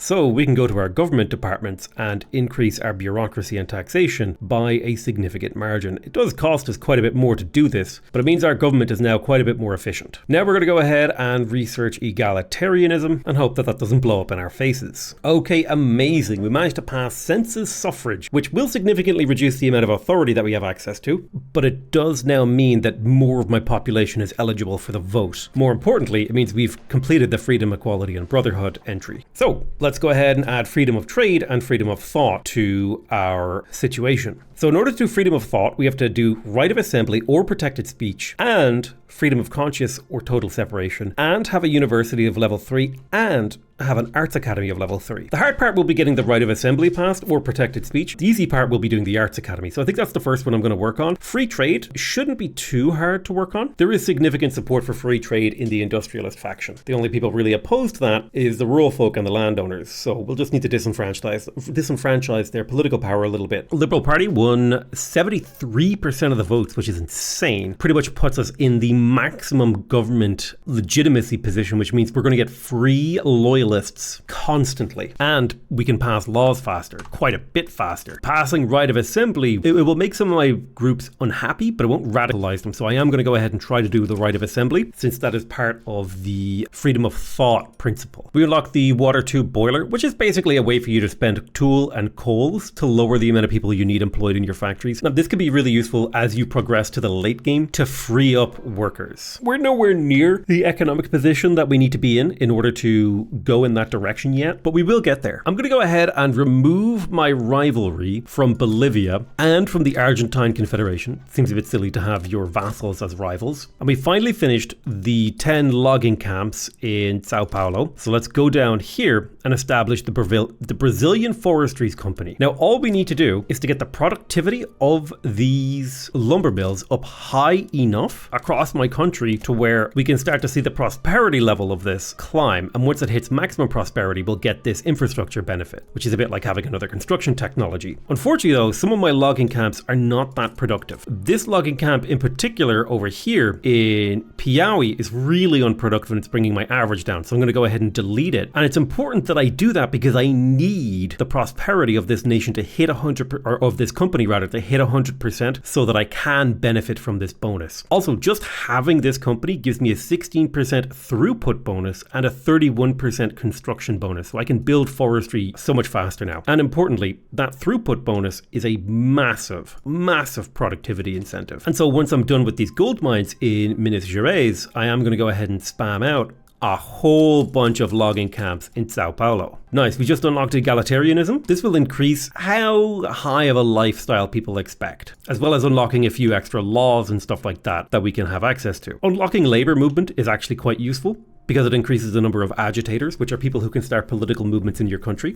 And it gives us access to the restriction of child labor laws and a couple of other things like welfare and some new political parties. The most important part of this is the child labor. So right now, child labor is allowed. So the people who aren't technically part of the workforce do actually earn an income. However, it increases the mortality of our farmers, laborers, machinists, and peasants, meaning more of our people are dying. So if we can get down to restricted child labor, we'll be able to increase the education investment of our country and lower the mortality of our lower classes, which will lower their overall income, but massively increase the rate of population growth and the rate of skills growth in my population, allowing me to transition into a high-tech economy. Now we're going to go do the debt slingshot strategy, where we start actually deficit spending down into the negatives so that a portion of our government income will be paid as interest to our population, which will increase the amount of resources that they can consume, thus increasing the total economy that I have, thus increasing the amount of money that I can mint. We'll also need to try and tap into this investment pool of money, which is why I'm going to build another construction sector. The construction sector in Sao Paulo will be going up to level 5 as well, and that should give us a 1% construction boost in this place, as well as allowing us to tap into this investment pool better, because half of our construction goes to the investment pool. So I'd say in about the 20 years that I've been running Brazil, the GDP has, I want to say that's doubled. The population has increased by a third. The Brazilian market now covers the vast majority of the South American continent, and the Brazilian military has never been stronger. So I think across a variety of dimensions, Brazil is far better off under my supervision than anyone else's. Or in other words, I give myself a big pat on the back and say, job well done so far. I am actually shocked that we managed to pass right of assembly because it was on the verge of being defeated on the voting floor. However, that does mean we can basically do freedom of thought as soon as we get 3 arts academies. So I guess I'll get some arts academies started in Sao Paulo. Of course, I'll do that after I get these delicious gold mines online printing me money. Now you might be wondering, where do these interest payments go?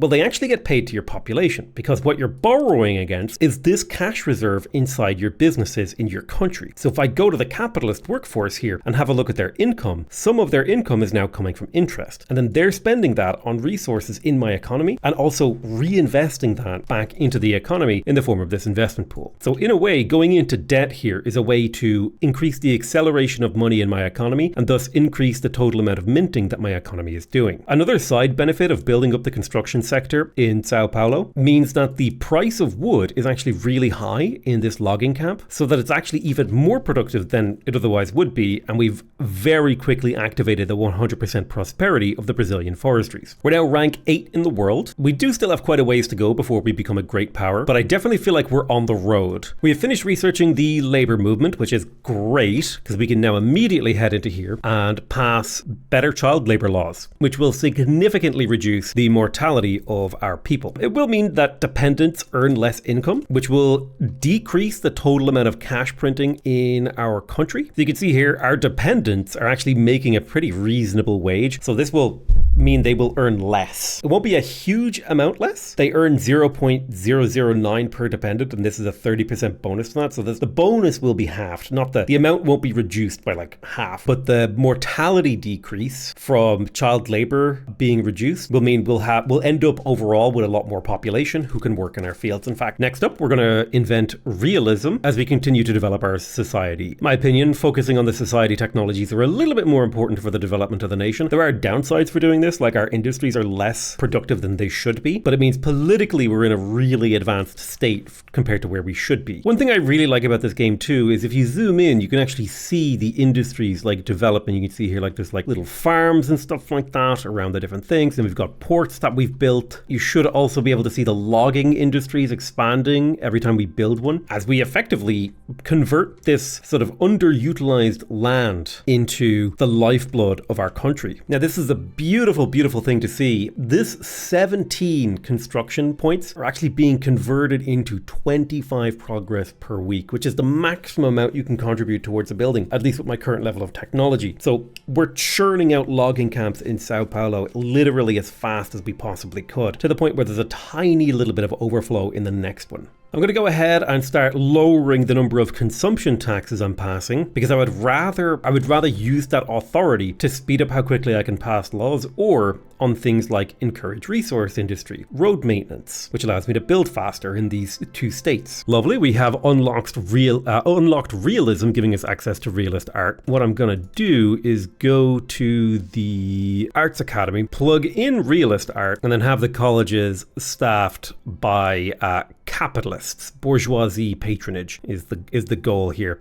We want to dismantle the old traditional aristocratic patronage. And now I'm going to go ahead and start researching modern sewage, which will allow me to build buildings faster, reduce the effect of pollution, and give me more infrastructure that I can have in my nation in total. So it looks like the Catholic Church now has a royalist leader, and they want to join the Conservative Party, but I can kick them out of government, bring in the industrialists, and then I have the clout to still sit up at the top of the government legitimacy table, while also still being able to pass some seriously revolutionary laws. These logging camps in Sao Paulo literally represent a significant portion of the GDP of my entire nation, to the point where it's 66% of the GDP of this region. We did just unlock intensive agriculture, which can allow us to do some interesting things with fertilizer. In particular, if we go to our rural things and we go to increased wool gathering on our livestock ranches, they will now produce fertilizer which our farms can consume to increase their productivity. It will produce less meat and use more grain, but overall the productivity of our livestock farms should go up. I'm also going to go ahead and switch to butchering tools to make up for that loss of meat. And then on my rice farms, I guess I'm not going to use any fertilizer in my country yet, and instead I will let my other nations eat up all that fertilizer that we'll produce. Eventually we will use fertilizer for our farming, but it's going to take a while for us to get there. One of the really important challenges that my government currently faces is we're using up a lot of goods, in particular paper. 17,000 pounds are being spent on paper. If we go look at paper in my country, it is 35% more expensive than it needs to be. And there's also a specialist company that we can access here called Club and Chia, I don't know what that means, which will give us a 16% paper and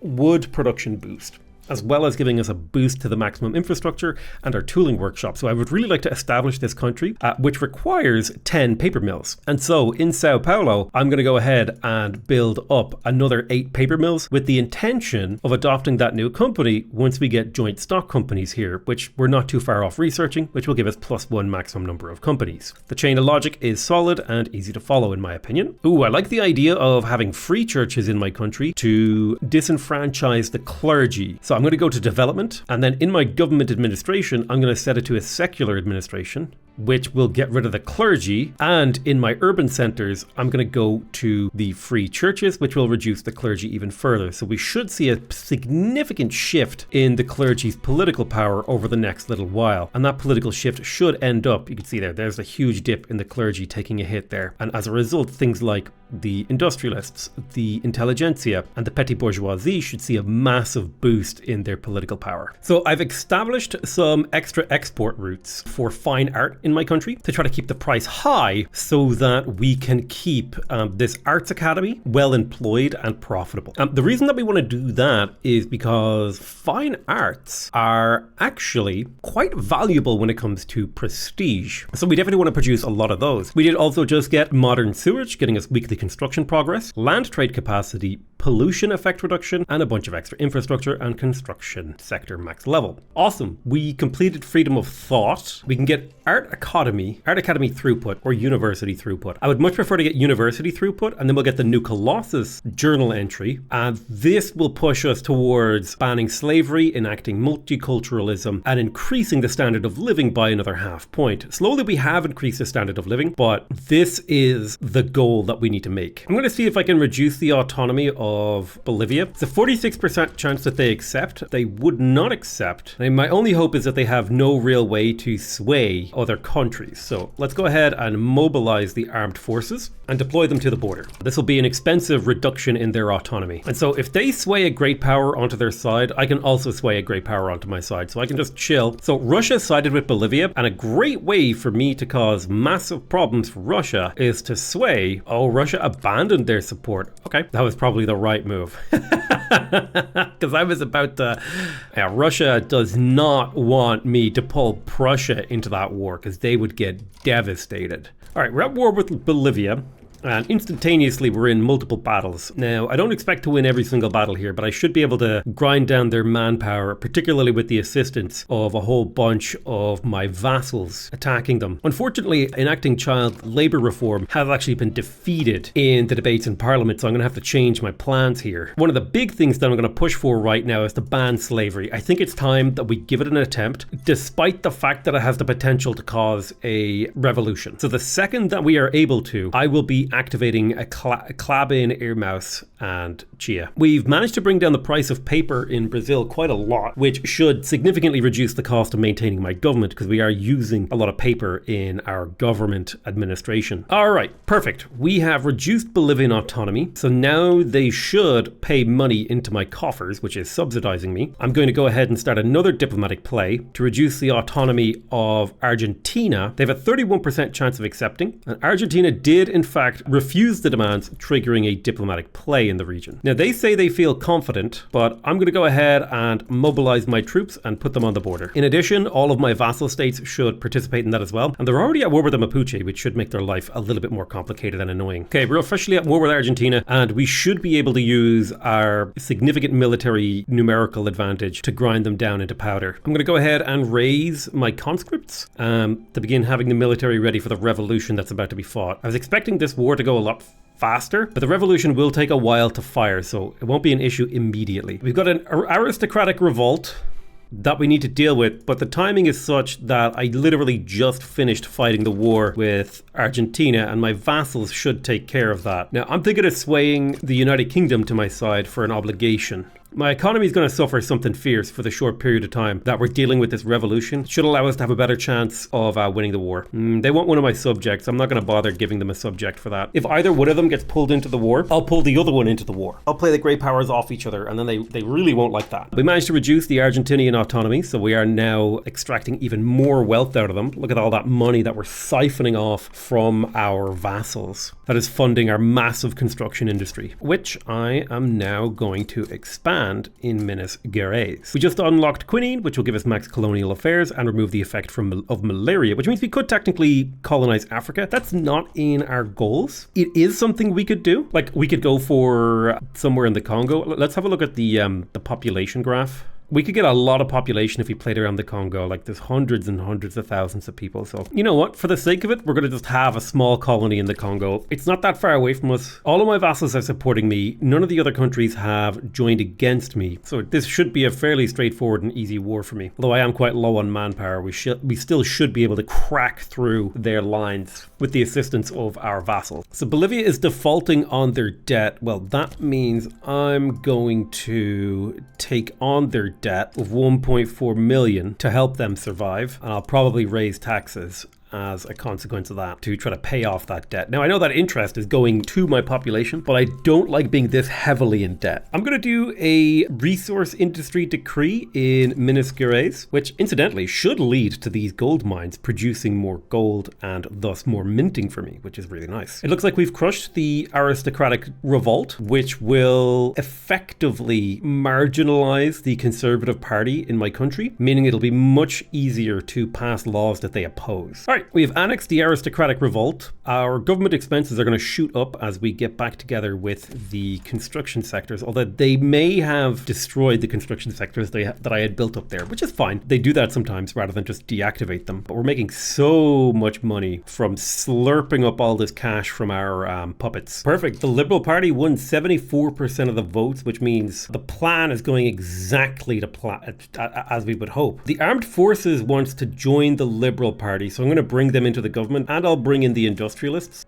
What if I got rid of the Free Trade Party? Okay, so yeah, may as well keep the industrialists in here too. Don't want to bring in the rural folk. So it looks like the Armed Forces are in control of a nihilist. Let's see if we can go ahead and make Chile a protectorate. Let me just double check their diplomacy. Looks like we just invented mobile artillery that has about 5 more offense, better morale loss, better kill rate, and more devastation. So I'm going to go ahead and switch in mobile artillery and tell my other mobile artillery brigades to upgrade as well. I think I might also upgrade my infantry to skirmish infantry and then mobilize my army for this diplomatic play. Now, it'll be an expensive process to upgrade my army like this. Very nice, we just unlocked postal savings. So now farmers and shopkeepers will invest more resources into our investment pool, which should allow us to do more state construction. And that means we are completely finished with tier 2 technology. It has been a long road to get to this point, but now we can start to get into the fun mid-game stuff. For example, socialism or human rights, possibly even identification documents. How about some mutual funds? The future is now. Looks like my people want to research corporations, which will actually have some significant changes to my country. First of all, people won't get as radicalized when their standard of living drops, and the Catholic Church will no longer be pious as an ideology, but instead they will be corporatist. So yes, the ideologies of the groups in your nation will shift over time based on the socio-political thought that you have invoked, which is one of my favorite mechanics in the game. Okay, Chile back down in the primary goal, meaning they are now my base level puppet. So I'm going to go ahead and improve my relations with them. They're part of my market, and eventually we will have to reduce their autonomy. And now I can start looking a little bit more northernly, like Ecuador. Now, first thing I'm going to do though is take a return state from New Granada. The 45% chance that they will just accept, and they did just accept, which I'm fine with. I'm going to let my infamy cool down a little bit before I continue to make demands of the north of the country, or the north of the continent rather. I do also like the idea of improving relations with Prussia and Russia to see if we can get free trade agreements with them. Very much so want to export my wood to the entire world. So Spain is the country I need to compare myself to. They have 81 battalions compared to my 45. So I need to bring my country up to closer to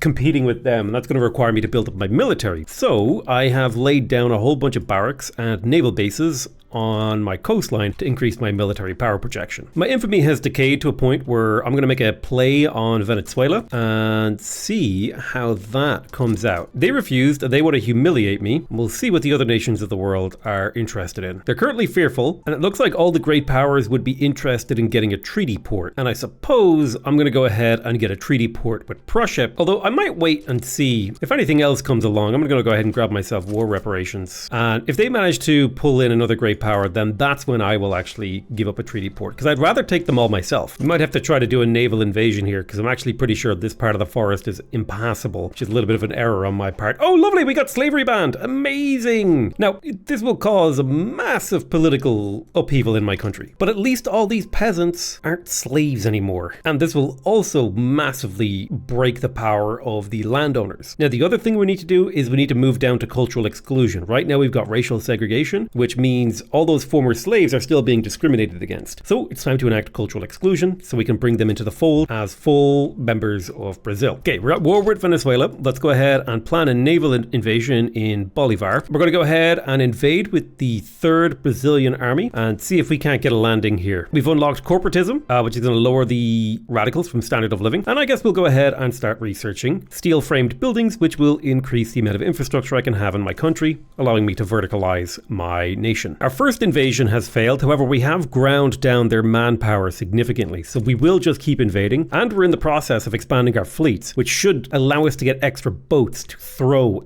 at these invasions, because we'll be able to carry more men. Ooh, very nice. We now have cultural exclusion. Cultures will be accepted based on sharing a cultural trait with any primary cultures in this country. Now, our primary culture is Brazilian. So they're Lusophone, European heritage. And that should mean, if we go to our population graphs, Afro-Brazilians are no longer discriminated against, and that should mean the total number of radicals in my country will go down because I was getting a lot of radicals from discrimination. Now, we're currently in the process of continuously naval invading Venezuela with the goal of eventually breaking them. We are going to lose a few naval invasions before we can really get it going, mainly because we need to wait until a lot of these naval bases are built, and then once the naval bases are built, we actually have to wait for the boats to be recruited. So it'll take a little bit of time. One thing I'm definitely going to do now is go to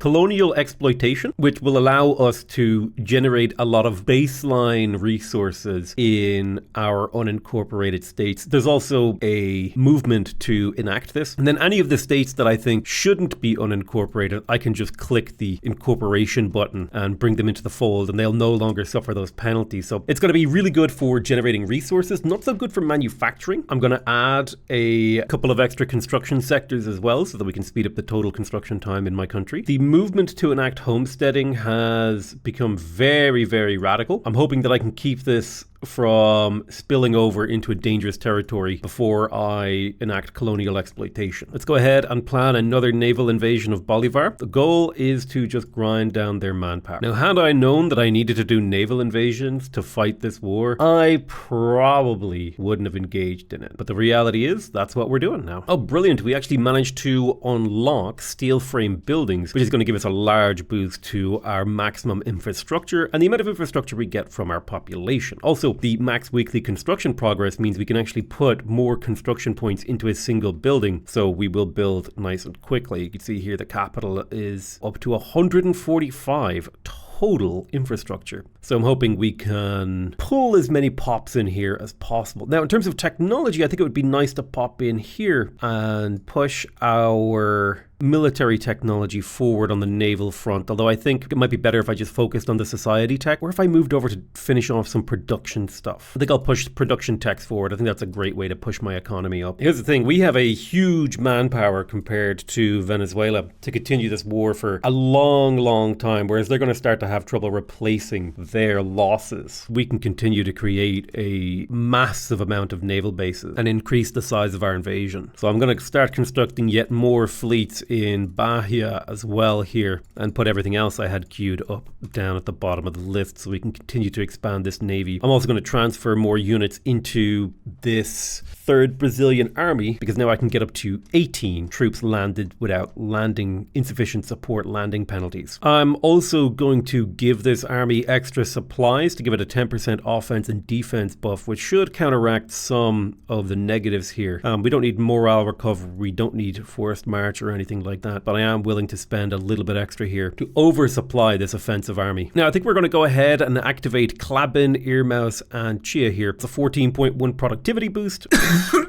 Or rather, it will boost in productivity. And we have a 16.5% throughput bonus and a 31% construction bonus. So we'll be able to build, I mean, these logging camps will be built extremely quickly. And it'll also improve our tooling workshops, which I'm a big fan of. So love to see our paper mills being more efficient here. Finally, we're starting to see potential progress here. My enemy rolled poor visibility, even though I've rolled a blunder and we're taking pretty heavy casualties. If we can win this battle, could be really good. They got that poor visibility. We do need our blunder to change, so that'd be really nice. Now they're dug in, which sucks, and we're exhausted. But we are getting closer to being able to obliterate them. Yeah, now we're getting pushed back. But potential Hail Mary last moment victory? Boom, first landing victory. That is massive. We need to win 2 more battles in order to actually land troops on their shores and open up a front line. Now, 17 on 17, this is the kind of battle that I might be able to win if we can get them to roll away from dug in. Charted terrain is useful because our kill rate is exceptionally high. Problem is we're losing manpower faster than them. Careful maneuver means they're no longer as defended, and exhausted is painful to roll. Yeah,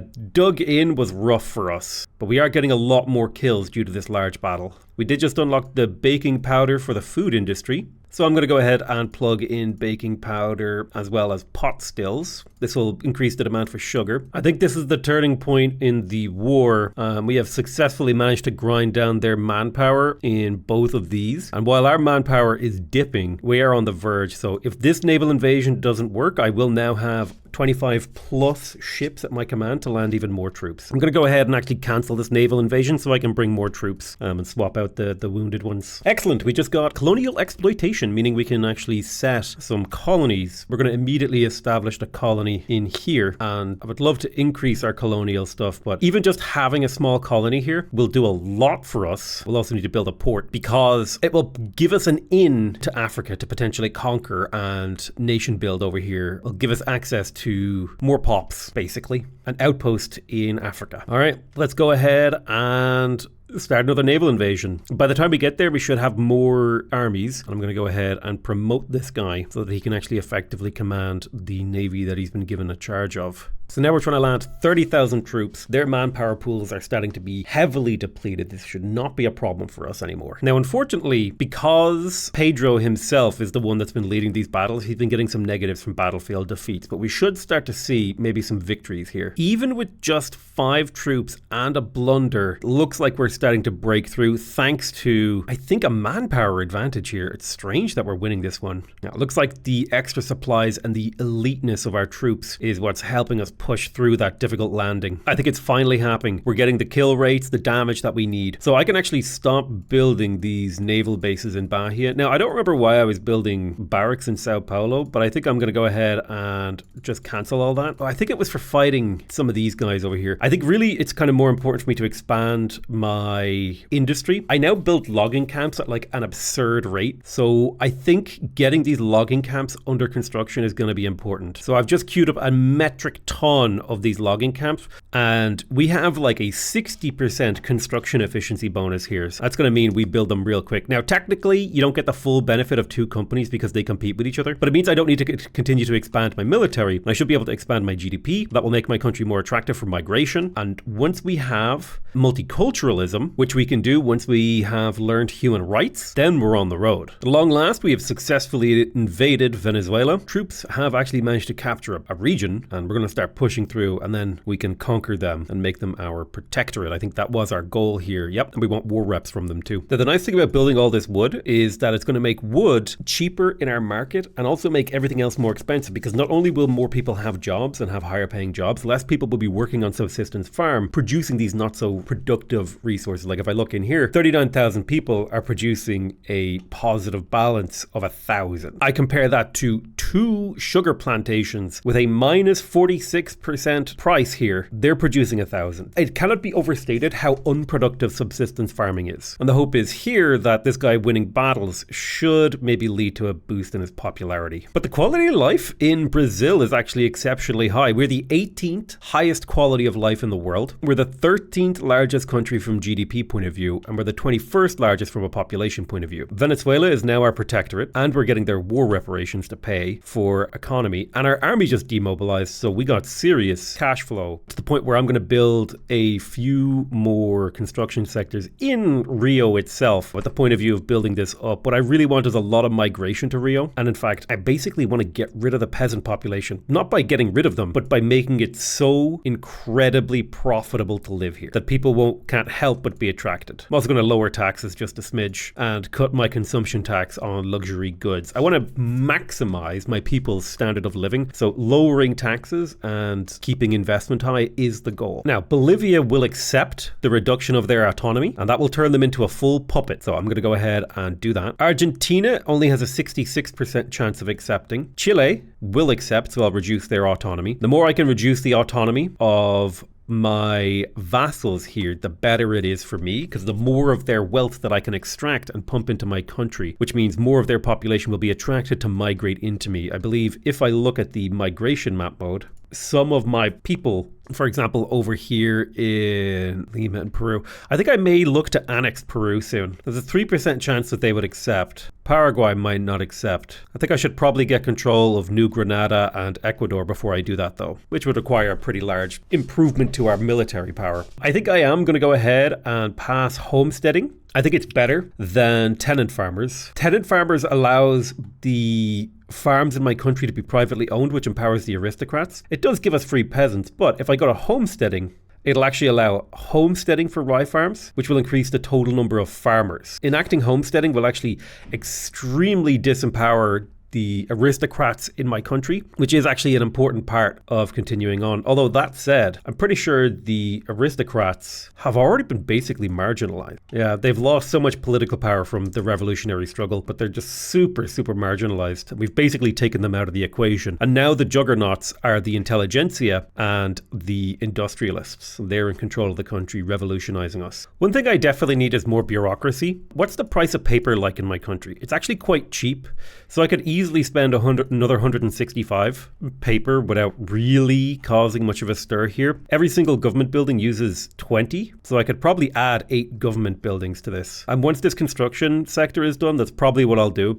is I'll add a little bit more bureaucracy. And I'm going to centralize it here because that's where I want all the jobs, because I want people to be moving to the capital. We're going to build it up as a highly developed state. We have unlocked crystal glass, which will allow us to use more lead to produce glass. The question is, though, glass is already cheap in my country, so I don't need that, while lead is expensive, so it's not necessary to move over to that production style yet. The thing about having a whole bunch of construction industry in the capital is that it's creating demand for the wood that I'm building, which should overall lead to an even bigger GDP jump. So I'm just going to give it a little bit more time while we wait for this imbalance of wood to get cleared a little bit before I start building those government sectors. However, I will invest more into colonial affairs. It'll cost me another 73 bureaucracy. And I think that is worth it because of the potential value of even just a few little spots over here. We did just get pan-nationalism, which gives us an authority boost, which is very nice. And I've decided to start working on human rights because I want to do compulsory primary school, multiculturalism, protected speech, all these nice liberal ideas. I want to push those forward for Brazil. But you can see our cost of construction has skyrocketed. So we need to bring that down in cost, bringing down the price of wood. And now you can see the capital actually has a massive attraction of migration because there's a huge amount of unused arable land. There's available employment. It's a trade center. I'm a major power and my intelligentsia are boosting it. So we should expect to see the potential for a massive migration if we can get it to trigger. And actually, I want people to move to my capital so bad. I'm going to go ahead and do greener grass campaigns in there. And now the migration attraction will be insane. Amazing. We just got homesteading, which is going to increase the political strength of farmers and change the way that even subsistence farms work because they're going to be homesteading. So I believe at the beginning they're privately owned. Yeah, under serfdom it's privately owned, which means you have a lot of aristocrat jobs. But thanks to homesteading, much more farmers will exist in here. But you can see once we started logging the Amazon, the curve on our GDP graph tilted upwards. And the faster that curve tilts upwards, the faster we can mint more currency due to minting from our GDP, which means the faster that we can build more, which means the faster we can mint more currency. So it becomes an ever expanding feedback loop. So Ecuador and New Granada have a defensive pact. So if I fight one, I have to fight both. And they have a decent number of battalions. So I'm going to see if I can make Venezuela and New Granada and Ecuador into my protectorates. I'm going to ask them for war reparations. They are fearful. Let me add that to the primary goal. And if any of the great powers decide to side against me, I'll keep a careful eye on that. I also have a ton of vassals providing troops for this war. It looks like they backed down, giving us our primary demand, so we should get war reparations from them, and they now count as my protectorate. I'm going to do the exact same thing with New Granada. And the problem is we might get America in here. Now we have 18 infamy. Let me just double check. How much do I have at the bank right now? 9.6. I'm gonna let that cool off for just a little while before we do that. I think it's time we start looking into annexing some of these smaller vassal states. I'm gonna see if I can annex Cisplatina. They have a 25% chance of accepting. If they don't accept, it might force a little bit of a battle. Oh look, they accepted. Excellent. A lot of these factories should shut down / become unprofitable. I'm gonna go ahead and incorporate them at the cost of a little bit of bureaucracy, and they should start to see the benefits, and I should actually start to get the tax income from them too. You can see here, this is just costing me some spending, but I'm not getting any tax revenue from them. But by incorporating them, they'll benefit from all the institutions of my country while also providing me with tax revenue. Now, in order to maintain this large country, I am going to need a larger government administration. 5 more government administrations in Rio. And because I'm building them in a place that I already have a government administration, I'll get more throughput bonuses. So every government administration will become more effective the more I build here. And that will be true up to a size of 20. I love to see the migration growth in here and the extremely high standard of living of the people in my capital, which is the goal. My goal is to build a new future for the people of Brazil. We're currently the 9th nicest country to live in the world. If we go to standard of living, you can see the map is extremely red, except for Brazil, a little bit of America, a little bit of Europe, some Australia, amazingly Hokkaido in Japan. But Brazil is a bastion of beautiful living. Yeah, we need to get this bureaucracy up so that we don't suffer from these unrealized taxes. There is a movement pushing for social security. This would cost our government quite a lot, but it would increase the velocity of money around my economy. I think I'm far more interested in restricting child labor so that I can increase education and lower the death rate of my people. So let's push for restricted child labor laws. And you can see in the past few years, as we focused on building those lumber mills, the GDP is just skyrocketing, which is exactly what we want to see. The Industrial Revolution has firmly hit Brazil. Let's see if Paraguay will accept their annexation as well. It looks like they're refusing. My hope is that nobody decides to support their independence. Let's mobilize our armies and deploy them to the front line. It should be a fairly straightforward win on our front. We are burning through the investment pool of our country, which is going to get quite expensive for us. We did just unlock human rights, which should allow us to push for multiculturalism. Let's increase our investment into colonization, so that we can colonize in Africa slightly faster. Okay, awesome. We have annexed Paraguay. I am going to go ahead and colonize here because we should be able to colonize it extremely quickly in comparison to the others, and we'll just get this area scooped up and put into our lands. And we're going to go ahead and also incorporate these states in the hope that we can build a bridge with the people of these states. Love to see those little jumps in the population graph as we annex those vassals, bringing them into the fold. Now, this will become increasingly expensive as those diplomatic pacts that used to be feeding me no longer apply. Brazil is a vast and fortunate land. So we will get Promote European Migration button is available in Populating the Americas journal entry. So our South American incorporated population is 7761809. Our target population is 24 million. Let us go ahead and promote European migration. We're going to give numerous grants of land and guarantees of work. This will hurt our influence and authority, but it will give us the event Come to Brazil. South German pops in Bavaria will migrate to Rio de Janeiro. And we can press this button every 5 years. So we now have the target of a mass migration in the capital from South Bavaria. We have massively increased the amount of paper we're purchasing. So I think in order to bring that price down a little bit because of this government administration stuff, we're going to want to produce a lot more paper in the capital. So I'm going to expand these paper mills to size 5 in the hope that we can attract a whole bunch of laborers here. Oh wow, yeah, the South German culture is just like super migrating here now. I'm going to have to increase wages a smidge to stabilize my economy.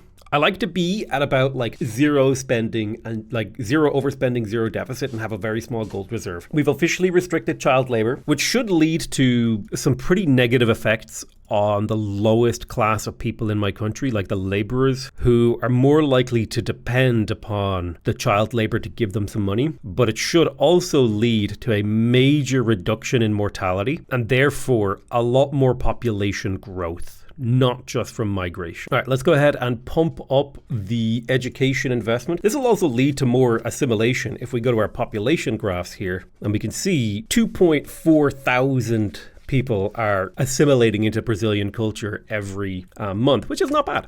for, building stability and homogenizing the culture of the country, which, isn't necessarily good and or the goal, but it has some positive effects in terms of stability. Let's import a little bit of coal from France to bring the price of coal down. And now these paper mills are actually churning out paper as we would hope, which should bring our government expenses down. Like you can see the sharp decline. I think part of the problem now is the investment pool in my country has been depleted. So I'm going to have to deficit spend like a lunatic here. And that's going to require some serious changes to the way that I do management here. I'm going to have to get rid of encourage resource industry as well as the greener grass campaign and just accept that I may also have to get rid of road maintenance, which I think I can get away with now, which does suck because the construction efficiency is nice. I am going to keep that in the capital because that's a great spot to have it. And instead, we're going to have to rely a little bit heavier on consumption taxes on particularly luxury goods. I'm happy to deficit spend for a while as we build up the economy. Particularly a lot of investment is coming in from these logging camps. So that sort of circularization of the economy where you invest money and you get more money is great with logging camps. Logging camps are so damn productive. Peru's market access isn't ideal. Let's go ahead and see if we can annex Peru. I think that would be a good move. Now, they are going to refuse, and there's quite a few countries that would be interested,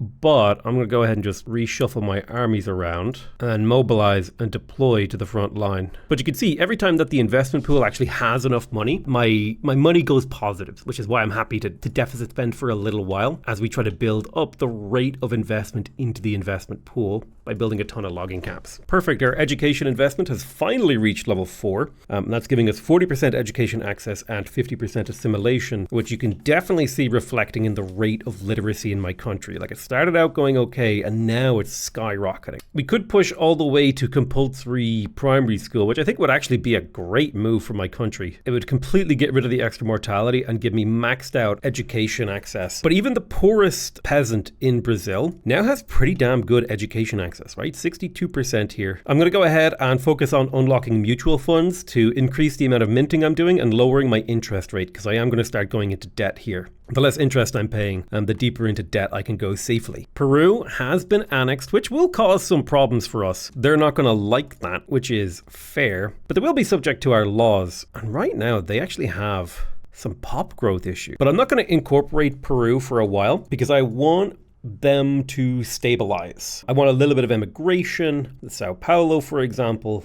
The good news is that they did have gold mines that I can now pump up to a more effective level, which should see a massive increase in minting in our country, which should see a massive boom. Part of our problem is some of these pops in here are discriminated against in Brazil. I need the leader of the intelligentsia to retire, so I'm going to go ahead and retire him as a commander, which should upset them. He is 74, so in theory, he should be getting close to death as an older lad. I'm also going to start investing more into law enforcement because the state penalties from turmoil are actually starting to be annoying. So I'm going to increase the government administration to 21 in here, which should get me the maximum throughput bonus of 20% from having this much government administration in a single location. And that'll give me the bureaucracy to pump this up, in theory, to minus 75% state penalties from turmoil, which will mean things like construction efficiency, tax waste, and migration attraction won't be an issue. Awesome. We got a huge Alemannic migration to Rio de Janeiro. Looks like we've got the Quechua secession happening. A little bit of a problem for us. Let's see if we can't incorporate them into the country after all, which might make them feel like they have more rights. My goal is to build a super Brazil that covers the entirety of South America. Chile will accept a reduction of their autonomy, so I'm going to go ahead and force that upon them. Argentina, I may have to kind of think about in the long term how exactly I'm going to approach that. Yeah, looks like we got the Incan uprising. I do love their flag, but we should have a very, very easy time just mobilizing and stationing troops on the border. Looks like we just got a new political party called the Regressivist Party. So it looks like for the very first time in Brazil's history, the trade unions are actually powerful enough to be included in the government,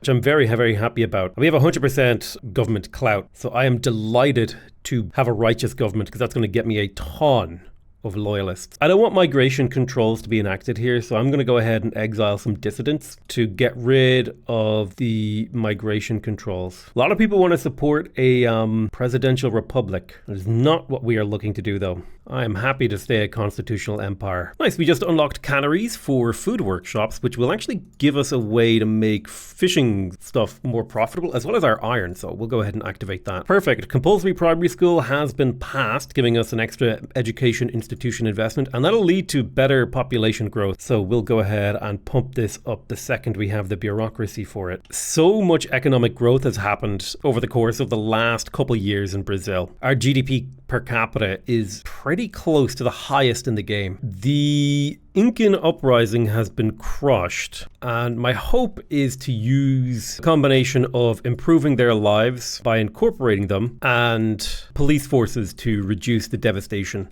and turmoil in the various places. Ecuador will accept reduced autonomy, so I'm going to enforce that upon them. Argentina might accept. Now let me have a look at the military of Argentina. They have a lot of conscript potential. Bolivia wouldn't accept annexation, but it is something I can consider in the near future. I would really like to annex them for their gold mines. I think they have a few knocking around. Let's finally see if we can make New Granada a protectorate. Now I'm expecting potentially for other great powers to get involved here. I'm going to add war reparations to this, see what we can make happen. They are fearful, which is good. France and Russia sided with New Granada. Well, let's sway Prussia into the war with a Causa Treaty port, and let's make this a truly European war. And then let's fully build our barracks in Rio de Janeiro. I'm going to switch my production over to those, and hopefully we can build enough of a barracks to make a difference there. We do have a pretty large navy. We're going to need to worry about France here. I'm hoping my vassals can deal with this while I hold the line at France. There is only a very narrow corridor where battles can take place, but that is my hope that I'll be able to fight through this while my vassal states hold this line here. Interesting decision of Austria to join the war. Now we are pumping troops right now, and the training rate should be really, really high, to the point where the ability of us to replace these troops should be basically insane. Now there are some Prussian troops coming here, although I think they really need to get back over here to defend because they're in scary territory. But there are massive fleets making their way here. And I do think that I am going to make a new army in Brazil, and this will be the Home Guard. I'm going to give them a ton of conscripts. In fact, they're going to be entirely just filled with conscripts, and the goal of this army is to just have a really, really large wall of infantry that can protect the capital. It's going to cost us a lot, but I think it is worth doing it. We also have increased education access up to level 5. There are some French troops here. Might be good to deploy to that sea node and raid their convoys so they can't get supplies in here. Okay, the war is on the verge of breaking out. It's me versus 3 great powers with 1 great power on my side. This is going to be an exciting and interesting time. Now, if I can push France off this continent here, I literally only have 1 thing to focus on, and then I have a home guard holding my ports. The real problem is Prussia managed to get pulled into this, and they do not want to be a part of it. Now, one of the minor problems we have is that a lot of the trade routes we had going to France are now inactive, which I guess does make our life easier / whatever. Shoot, they have really strong defense. Extra supplies, elite, and fieldworks. I assume fieldworks is a military technology. Well, my hope is that we can push them back there before they can get a real foothold with these troops. Jesus, they got shrapnel artillery that is just redding. I'm surprised we're able to get supplies in through there, and we are getting pushed back slightly over here. This is it. Fieldworks is that technology right there. God damn, their shrapnel artillery is insane. How's Prussia doing over here? Well, they seem to be holding, at least, in some of the areas. I think I'm going to tell my generals to hold the front line for a little while we wait for more troops to be recruited. We have to let these ranks refill. Damn, they pushed us back. I wasn't expecting that big of a pushback, honestly. Okay, we did unlock mutual funds. Let's see if we can get some military tech here to help us out. Let's go for rifling. A little bit reactive, I know. Man, they get to just bring their best units. Well, this time I should hold. I'm going to go ahead and do an enlistment effort if I can. I'll cancel this tax and I'll do an enlistment effort in Rio, which will hopefully help us replenish. I need to move the home guard to this front line as well because we're getting pushed back big time and I don't like it. Yeah, I'm shocked at how easily they're pushing me back. They're sweeping through swathes of my country somehow. I guess I'm only able to get like 774 people in here every week in terms of training, which at the rate they're killing just isn't fast enough. Hopefully maybe counterattacking with the Home Guard will be the play. Holy shit. These elite French troops that started out with 3,500 men, completely shredded. That's kind of insane actually, how much better these armies fight. All right, let's transfer all of our troops into this single army and have them try to hold. I need to put all my generals on defense. It's okay, the fun thing about Victoria 3 is that a defeat in war just gives you new goals. It doesn't completely obliterate your country. It is a blip in your history that you can try to recover from. The problem is the quality of their troops is just too high. The quality and number now of the Russians that are landing. So they're likely to steal my treaty ports, which is annoying, and I will be humiliated as a result of this. Good God, they've deployed so much to this front line. Unfortunately, I think we have to settle this unless my allies can get pushed on this Grenadan front. Because if they could shove through here, maybe I should have thrown more at this. All right, I'm going to accept defeat. So Russia and France both got treaty ports from me, which is annoying. Those are things I will have to conquer back at some point in the future. I suppose now is the era of Brazilian revenge. Phase 1 is going to be a massive increase in the education capacity of Brazil. Our weekly innovation is about half our possible cap. So we're going to build a massive education infrastructure around the capital, particularly centered around the capital. To be fair, they stole really depopulated states. That doesn't really bother me very much. We're going to set all of our factories to publicly traded. I don't know if it's actually better. And I'm going to go through, update all my factory production types, make sure we're using soil enriched farming. Every single one of them will be upgraded. This will be a massively disruptive effect on our economy, in particular on the price of a variety of goods going to maximum technology, but it will tell me exactly where I need to update things and which goods I need to prioritize. So we'll just let time pass a little, and we definitely need more explosive factory. Nice, we just got mechanized workshops, which will give us plus 10 economy of scale, meaning that we can benefit from up to plus 30% from having the same factory in the same place. It also unlocks a whole bunch of other stuff. Now we can plug in wage subsidies, which would give us welfare payments. I think the one I like the most is better conditions for workers, because it'll lower the amount of workers that will die, for example, in mines. I'm going to go for reinforced concrete for the 15% construction sector throughput. That's going to massively increase the rate at which I can build stuff in my country. And we are churning through an insane amount of money right now. I don't even know where this money's coming from. Possibly from the ridiculous amount of minting we're doing with the gold mines. While we have this huge government surplus, let's go ahead and lower taxes so people's quality of life can improve. Let's go ahead and promote European migration again. We got identification documents giving us a little bit of taxation efficiency, but that's not super important considering we're trying to work on reinforced concrete and stuff like that. Oh wait, we're researching reinforced concrete way too early. We need to finish railways, then do reinforced concrete. Railways are actually fantastic. It'll allow us to verticalize Rio de Janeiro quite a bit, which is going to be the goal because we want to get a huge amount of migration in all these areas. I'm going to bring the construction sector in Rio up to maximum. We have such a huge gold reserve and potential to create an insane economy here that I feel very comfortable to do this. We also have a lot of overhead when it comes to taxation and reducing wages. We can push really hard for a massive economic boom. That is exactly what we are going to do. We've got a native uprising down here that we need to deal with. And part of the reason we can do this is that our investment pool has become extremely powerful. I have to mobilize an entire army, sadly, just to deal with this. But now that we have a size 25 construction sector here, we're getting a 5% state construction efficiency. And that is going to allow us to pump up the government administration to size 30. You actually have to upgrade it to 30 plus 1 to get the full throughput capacity bonus, but that's going to get us the bureaucracy we need to maintain our empire, because we are spending a lot on all the people and all the institutions that we have implemented. Law enforcement has reached level 3, which should start reducing turmoil penalties. Big fan of that. I'm going to go ahead and enact protectionism as a way to liberalize our trade laws. Just a smidge. We've unlocked railways, which are going to be super useful when the time comes. So they're not going to be useful for a while, but they will be useful later. For the first time in the game, I am going to cut government spending slightly.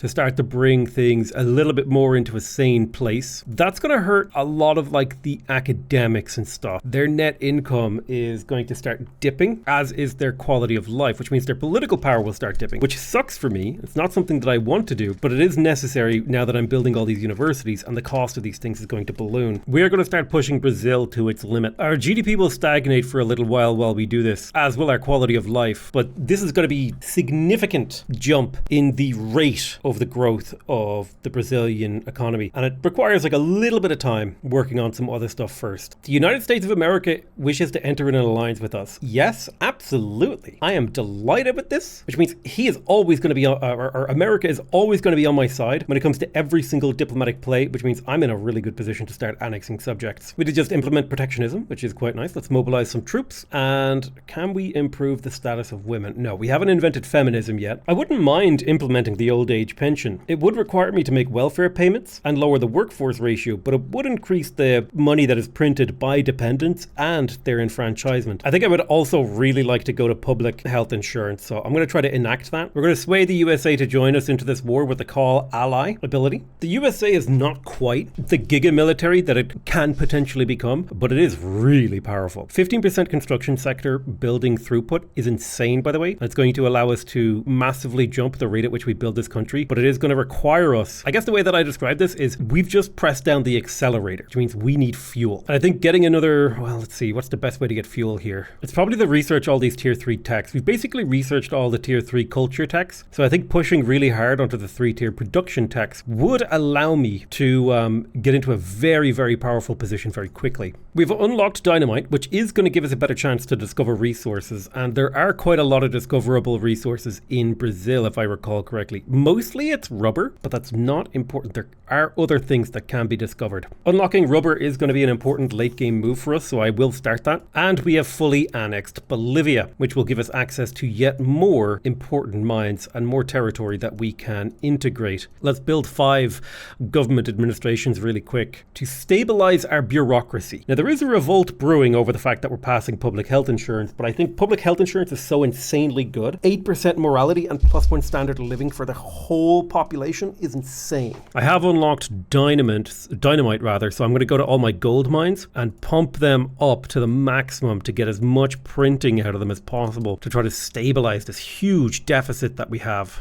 One thing I'm quite happy about now is we have finally gotten the barracks almost to the maximum level in Rio. So we're going to be able to deploy about 100,000 troops from here, mostly infantry with a little bit of cavalry and some artillery, which means we can train a huge amount of people every week to refill the army. We can refill about a brigade or about a division or whatever size each of these units is per week. And that'll only get better as we get towards things like advanced tactics, right? So this is my last chance to roll on the public health insurance. I've got a bunch of really bad events that has led to me having basically no bureaucracy, which has incidentally led to a massive deficit in tax collection, almost £100,000 per week that I'm just not collecting from my people. Now, if I could get public health insurance to go through, it would be amazing. 35% chance we get it through. Come on. So this is the event, minus 15% bureaucracy, and it has been too devastating. I can't take it again. We did just unlock rubber plantations, so let's build one to see what sort of price it fetches on the open market, because I don't actually think anyone is using rubber just yet. This is my last roll, I think, or else I'm just going to have to cancel this because I can't afford to go into this level of debt. It's too devastating. Well, you know, I've pushed it this far, so I think I will just continue to push. Looks like we've also got an Amazonian uprising, which... That's how I feel about that. I hate that I'm going to have to mobilize and sit on this front line. I really need this public health insurance to pass. Oh no! But if it doesn't pass here, the critical nature of the revolution to preserve charity hospitals, I'll just have to acquiesce. Come on, roll that dice. Give me it. Give me a victory. Oof. Okay, we're just going to cancel. We're going to cut government wages a little, keep taxes high. Oops, I accidentally clicked yes to transfer a subject to the United States. So I'm just going to load back there to see if I can undo that. I thought they were like, oh yeah, we'll support you because we're your ally, but I didn't read the pop-up and I was like, oh yeah, give us one of your vassals and we'll support you. Look at this, the cheek of them. Oh, in exchange for bankroll. Whatever, I'm already super negative in cash. Well, it'll be fine. I thought they would bankroll me. I don't know why. Listen, still a mistake, but it's not as bad as a mistake that we got in the first time round, so I'll live with it. We have unlocked investment banks, giving us an extra corporation, as well as making more urban centers appear. We could go for the Brazilian gold company here. This would give us a huge boost to our minting. It would give us a lot of money to play with, but it wouldn't actually let us build anything faster. What the hell? I'll take it. Well, we've already been so reliant on gold income at this point that I may as well. Our population goal is 36 million now, so I will continue to pull in, what's the word? Mass migrations. Okay, we're only losing £10,000 per month. We can easily recover this with GDP growth. I'm going to switch away from National Guard. It has been really useful, but I don't actually need that conscription rate, and instead I'm going to go towards guaranteed liberties, which will make my population a lot more loyal and slow down revolution and secession speed. There is a movement demanding parliamentary republic. I don't mind switching that on, but it's just not what I'm working on at the moment. We are losing cash exceptionally quickly, but my hope is that I can grow my economy fast enough that my minting will actually grow faster than my debt. It's a little bit of a Hail Mary. Worst case scenario though, I can try to force through proportional taxation, which would give me a boost to my revenue. But we're in what I would consider to be a debt spiral. However, the temporary national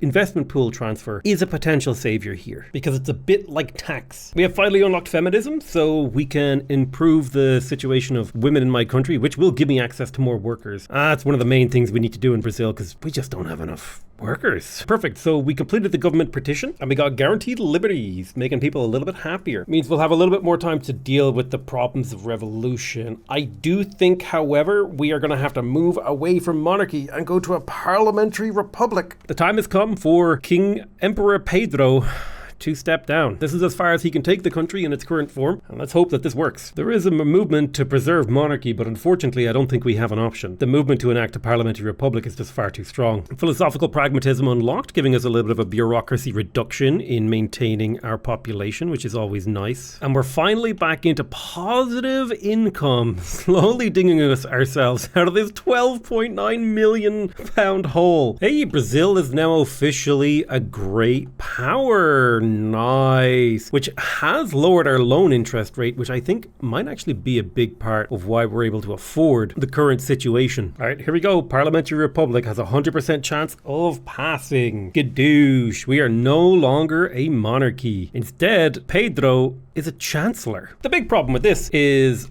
our authority is really low now. Which is going to require us to slowly start to dismantle some of these very, very important consumption taxes. We're going to try to do it slowly. So we are currently the #1 producer of wood in the entire world, outpacing Russia and China, which is kind of impressive, honestly, considering our wood production is pretty low tech. Oh, this is big. There is a movement to enact multiculturalism. If I could get that to go through, in fact, I'm going to pull in agitators who will support it to bring that support higher. And the reason I want that is so I can get the new Colossus. I have no idea what it does, but it's a unique Brazilian event and I want it. Oof. We're sending 63,000 to America every week. It's painful. Well, we'll soon be able to cancel that. All right, there's international exchange giving us extra minting and reducing our loan interest. I'm really happy about that loan interest situation. Our interest rate is down to about 6% thanks to a series of technologies, as well as the fact that we are a great power. Now, we have a decent credit line, but this could go really south really quickly if we don't eliminate it. I'm going to go ahead and research elevators because it will give you +5 max weekly construction progress, which means I will build each individual building faster. And also it'll give me extra infrastructure, which I like. So now the 9th biggest economy, the 70th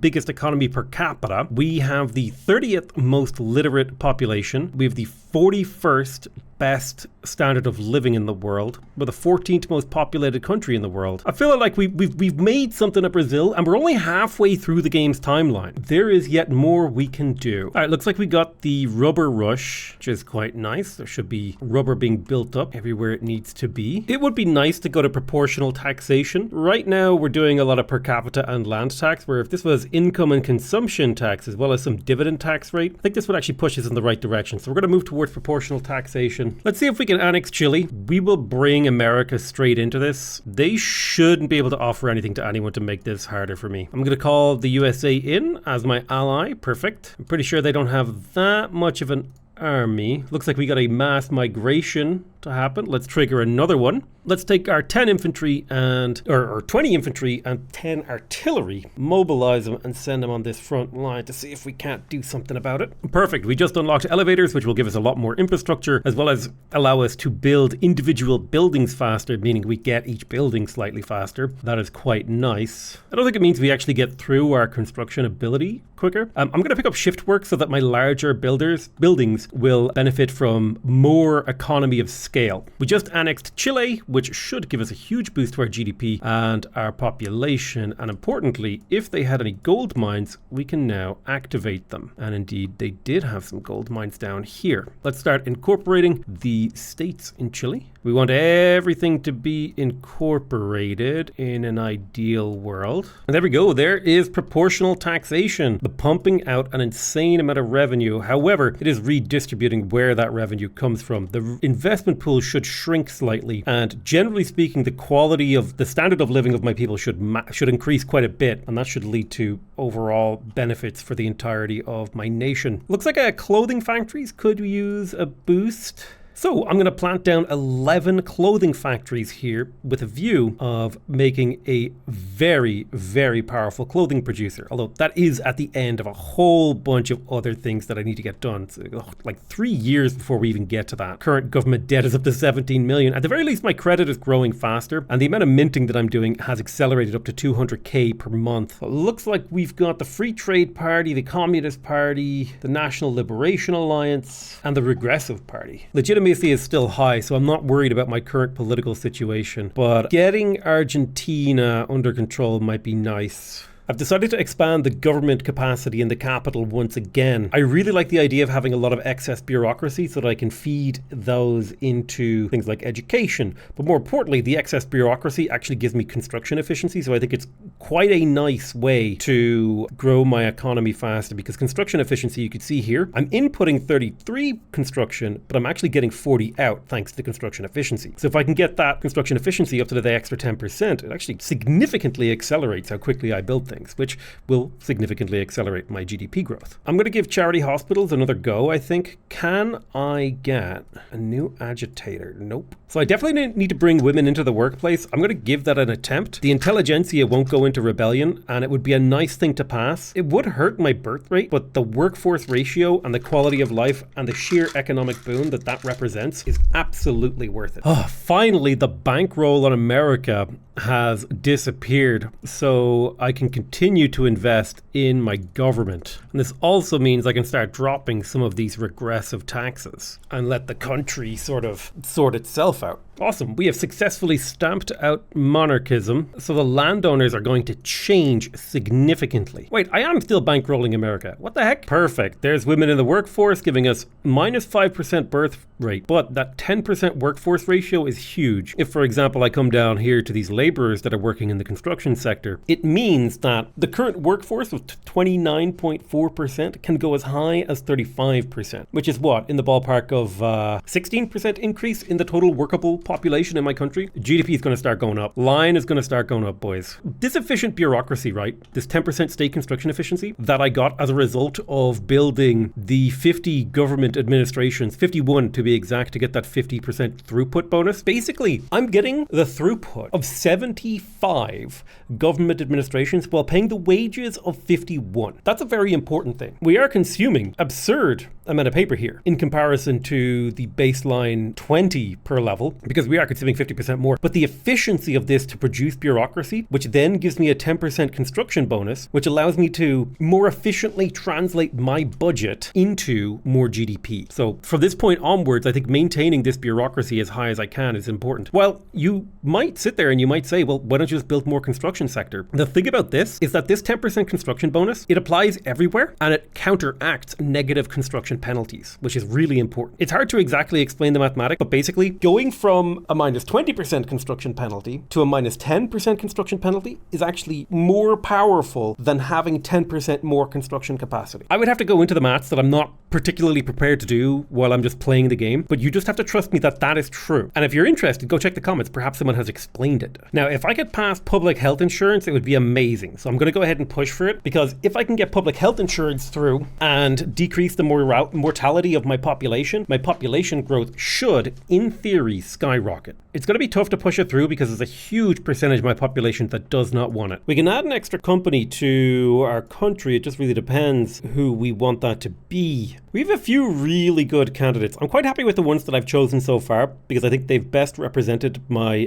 economic direction. The question is, do I want to go in a more of a militaristic direction, or do I want to go in a more of a consumer goods direction? If I want to go militaristic, I should go for either La Rosada for defense or Fabrica de Alarms for that 10% offense. But I kind of like the idea of maybe going something in a little bit more consumer goods direction. And if I was going to do that, then it would probably be good to go for Bunge and Born. That 10% tooling workshop throughput is nice, as well as a throughput bonus for farms and the food industries. That requires me to build level 5 wheat or maize farms in La Plata in a variety of places. So I'm going to go ahead and do that now. And unfortunately, that means I'm going to have to go ahead and annex Argentina, but I heavily outpower them, so it shouldn't be too hard. And I also have America on my side. Oh, interesting. They don't want to join. Regardless, it's about time that they met their maker. Now, if I could take back that Russian treaty port, that would be very, very nice. Now, the Russians are landing, but the Americans are already here. So my hope is that we can keep this churning before they can get here to turn the tide. We have a 2-to-1 advantage, which is pretty damn good. Fortunately, I think I'm going to have to look into recruiting some more. Start the process again of building up a huge military from Sao Paulo. It'll take me a good few weeks, but I can actually plug in the road maintenance decree in Sao Paulo. That should let this construction go that little bit further.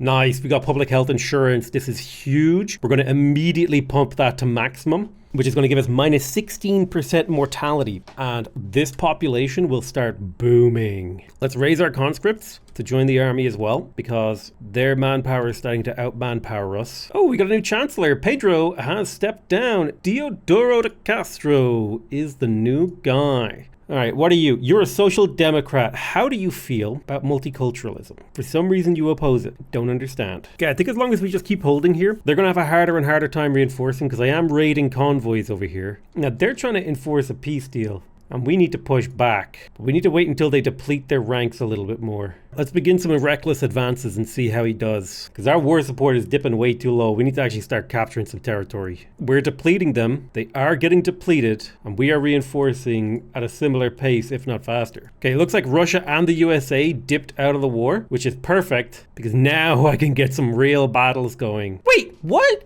What do you mean? We were just winning. No way, dude. Why? What is this forced peace? Okay. Forced peace? Because they held this? They held this? And we were winning? I tell you what I have to say about that. I'm reloading. I'm switching my country. And then I'm letting myself get annexed. There's no way I'm accepting that. I had won that war. It was just a matter of time. That's insane. Who decided that was a mechanic? There's no warning? Like, oh, you're going to be enforced, required to make white peace soon. Here's what we do. We switch countries to Argentina. Let's capitulate. And then I will continue playing as Brazil. I'm just going to go ahead and say that game mechanic was bullshit, and I was willing to burn my country to the ground. How did the AI fix my economy? What the heck? What the heck? Let's make sure we get those colonies going. Just get a whole heap of colonies just churning out here. I don't even care if they're all spread out and stuff. We really need to get to malaria prevention. Can I research that now? Okay, we'll get that in 19 months. Sounds good. You know what? Great. Ban slavery in Ecuador. That's fine. Great job, Russia. Oh, they fixed my economy by pausing construction. Those insane motherfuckers. Why would you ever do that? I was wondering why my GDP went like down. Listen, I'm sorry. The option was I stopped playing the game because I felt like that was bullshit, that I got forced out of a war that I didn't know was going to happen. Or I switch countries, I accept defeat, and we move on with our lives, and we continue enjoying the game that we're playing. Those are the two choices there, okay? I've made peace with mine. Okay, let's improve our health system. I don't know why the AI stopped that from happening. Improve our colonial affairs. Keep an eye out on our bureaucracy. We definitely need to pump it up if it starts dipping. There is a Patagonian secession. We'll just mobilize, sit on the border there. Hopefully nobody decides to interfere. We will call our ally America. All right, so we got all the barracks built in Sao Paulo, which will give us another 100,000 troops, primarily a mixture of infantry and artillery. And we're finally getting to build these textile mills in Sao Paulo. We're going to start importing silk from different markets, because we are going to start using it in our textile mills in conjunction with rubber to make the nice clothing. Okay, we crushed the Mapuche. I am curious, is this really more profitable to build regular clothing here? Well, you don't say. It is more profitable. And is it more profitable to just use labor? No, it's similarly profitable to use less labor. Nice. Health investment went up. We're growing at 1% per year, which is a hell of a lot. So our goal is to use this factory, make it so big that it like legitimately changes the price of clothing in our country. Sao Paulo will be a textile mill mecca. You know, the clothing industry that will be produced here will be of an absurd size. We just got malaria prevention, so I am going to go ahead and institute maximum level colonization institution, just so I can scoop up a little bit of land out here. And then I'll deploy this army over here to Congo HQ. Ooh, it would be nice to get Zeppelins to increase our market access price impact. It's a weird one, but it would mean we would have to rely less on local prices and more on our global market price. So the price of clothing has actually steadily decreased here in my country, which was exactly what I wanted to do. Then I want to find a state with a really good amount of logging camps like Paraná, and this should be where I build my furniture factories. So let me go to my development here. I'm going to set my ports to industrial cargo ports. Yes, it'll cost me a little bit of extra, but I will end up with a lot more convoys. It is really annoying that like whenever something weird happens in your country, you have to like go through and screw around with all these different things. Nice. Health investment is at 4. Population growth is at 1.17%. Every 0.1% or 0.01% is actually an insane amount of population growth. I just want to be very clear on that. It is a legitimately insane amount of population that we're going to have by the end of the game. There's another 30 years of growth that can happen here. Nice. Hungarian migration is hitting Sao Paulo, which means all of the surrounding states will get a nice boost in population. Nice. We've got a Portuguese mass migration targeting the capital.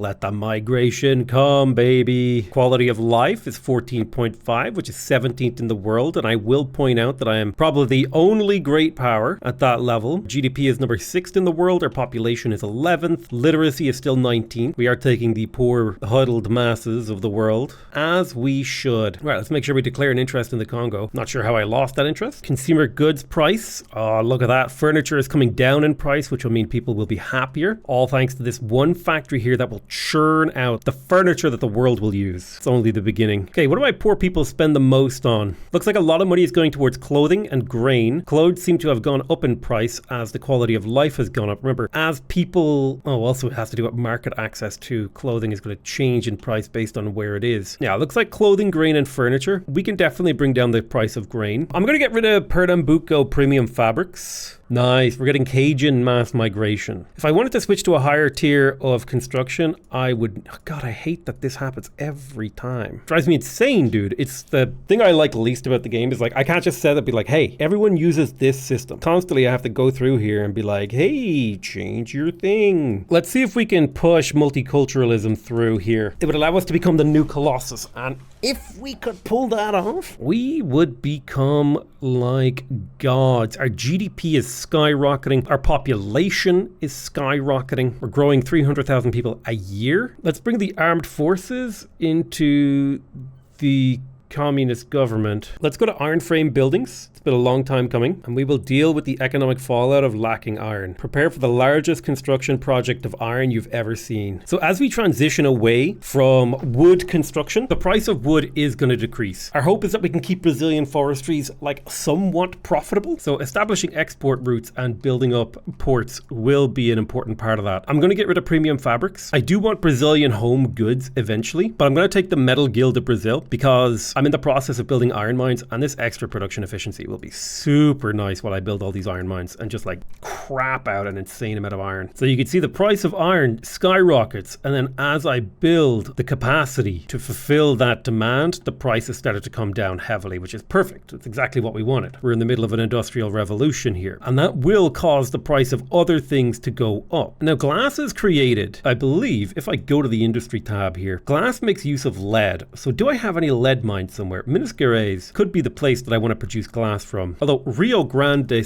del Sul is basically the only place that doesn't have a specialized production. And I think you might be able to produce dyes there too. Yeah, you can. It's perfect for glass production. In order to help with the glass demand in my country, I'm going to bring this up to 11 glass mills ASAP. Really is just, once you get to this kind of like scale, it really is all about macroeconomics. It's about like, you look back and you're like, okay, glass is expensive. I build a glass production facility where they produce lead to keep the price nice and stable. We do also have the capability to make oil rigs. We're not quite ready to make that yet. The demand for that isn't on the market. We're currently in the process of just building up our general economy, and that includes these glass works, bringing down the price of glass over the last year significantly. All right, let's make a few more ports in the capital so that we can churn out massive amounts of convoys. I think something we're tempted to do in the capital is switch over to steel framed buildings. It will cause an input shortage for glass in particular, but really what that does is it sets us up to continue to expand our glass amount, and it'll also take the pressure off of our iron industry a little bit and instead put that pressure on the steel industry, which is an overall higher tech, more useful industry. Now let's take stock of our current situation. We're building a whole bunch of iron mines to bring down the price of iron, but actually we've already brought down the price of iron, so I'm going to cancel a whole bunch of those. I'll let the ones that are currently under construction finish, but it looks like one of the big things we need to do now is actually bring down the price of glass and steel. So the thing to do is, I think, come in here to these glass works. Lead and dye is a little bit expensive, but that's actually fine. I could also lower the amount of ceramics we're producing to increase the amount of glass, because the porcelain is quite cheap.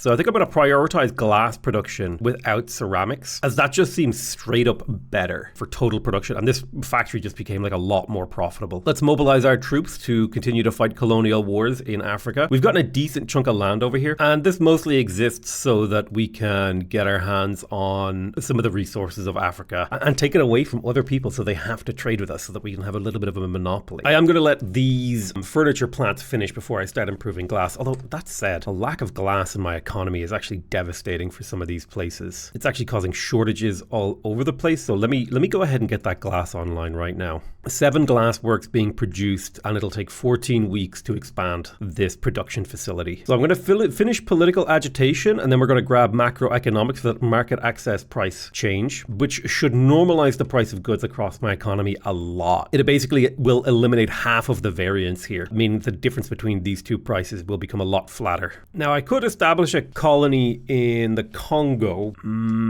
Let's do it. We now have political agitation, which gives us authority and extra agitators. I mean, none of these sound amazing. I guess being administered by conversion and education, they all just seem so bad. I'll go for administered by the company. I'm going to force my vassal to have no migration controls, and that should hopefully allow people to migrate to here. Okay, we massively expanded these glass works, which should have brought the price of glass down, and it did indeed. I think we would like the price of glass to come down even more. So I'm going to add another 5 glass works here to keep pumping this up. We do need to be careful about the price of lead. There are lead mines here. And there's a deficit of about 400. Each lead mine will produce 80. So I think adding 3 more lead mines will just ease that situation a little bit. That's all we're trying to do. We're trying to ease it. Now we do have a call for women's suffrage that we're going to be really working towards, which means we need both universal suffrage, I believe. Oh wow, we can actually go for women's suffrage right now. Amazing. Let's do it. So this is going to give us another 5% workforce ratio and extra political enfranchisement, while not really decreasing our birth rate by much. it's already at minus 5%. So this is just perfect. A larger workforce means a higher GDP, means more workers in general. There's definitely a lot of peasants over here, and I think it would be good if we could find something for them to do other than be peasants. Most of our economy is now made up of laborers, which is ideal. It'd be nice if we could find more things for them to do. Quality of life is now up to 13.9. My peasants are now paying on average lower than what they need. So the big thing would be to start now cutting taxes. Start slowly dripping down taxes. So we go from a 35% income rate, 50% consumption, and 20% dividends to 30, 42.5. So we're just going to cut that slightly, and the resulting extra consumption should increase the standard of living by a lot, which means the demand for goods should increase, which means my GDP should increase, which means more minting is happening. We're up to 15.7. We're the 9th highest quality of life in the world. That's insane. My people are living like kings. We still haven't quite brought the price of glass down to where I would like it to be, so I am going to continue to expand this. The price of steel will hopefully also be brought down. It looks like my steel mill spinning up at a higher efficiency did the job there. Rubber is a little bit expensive here, so I'm thinking we want to increase rubber. You'd see the direct correlation between me lowering taxes and the standard of living increases, which has led to a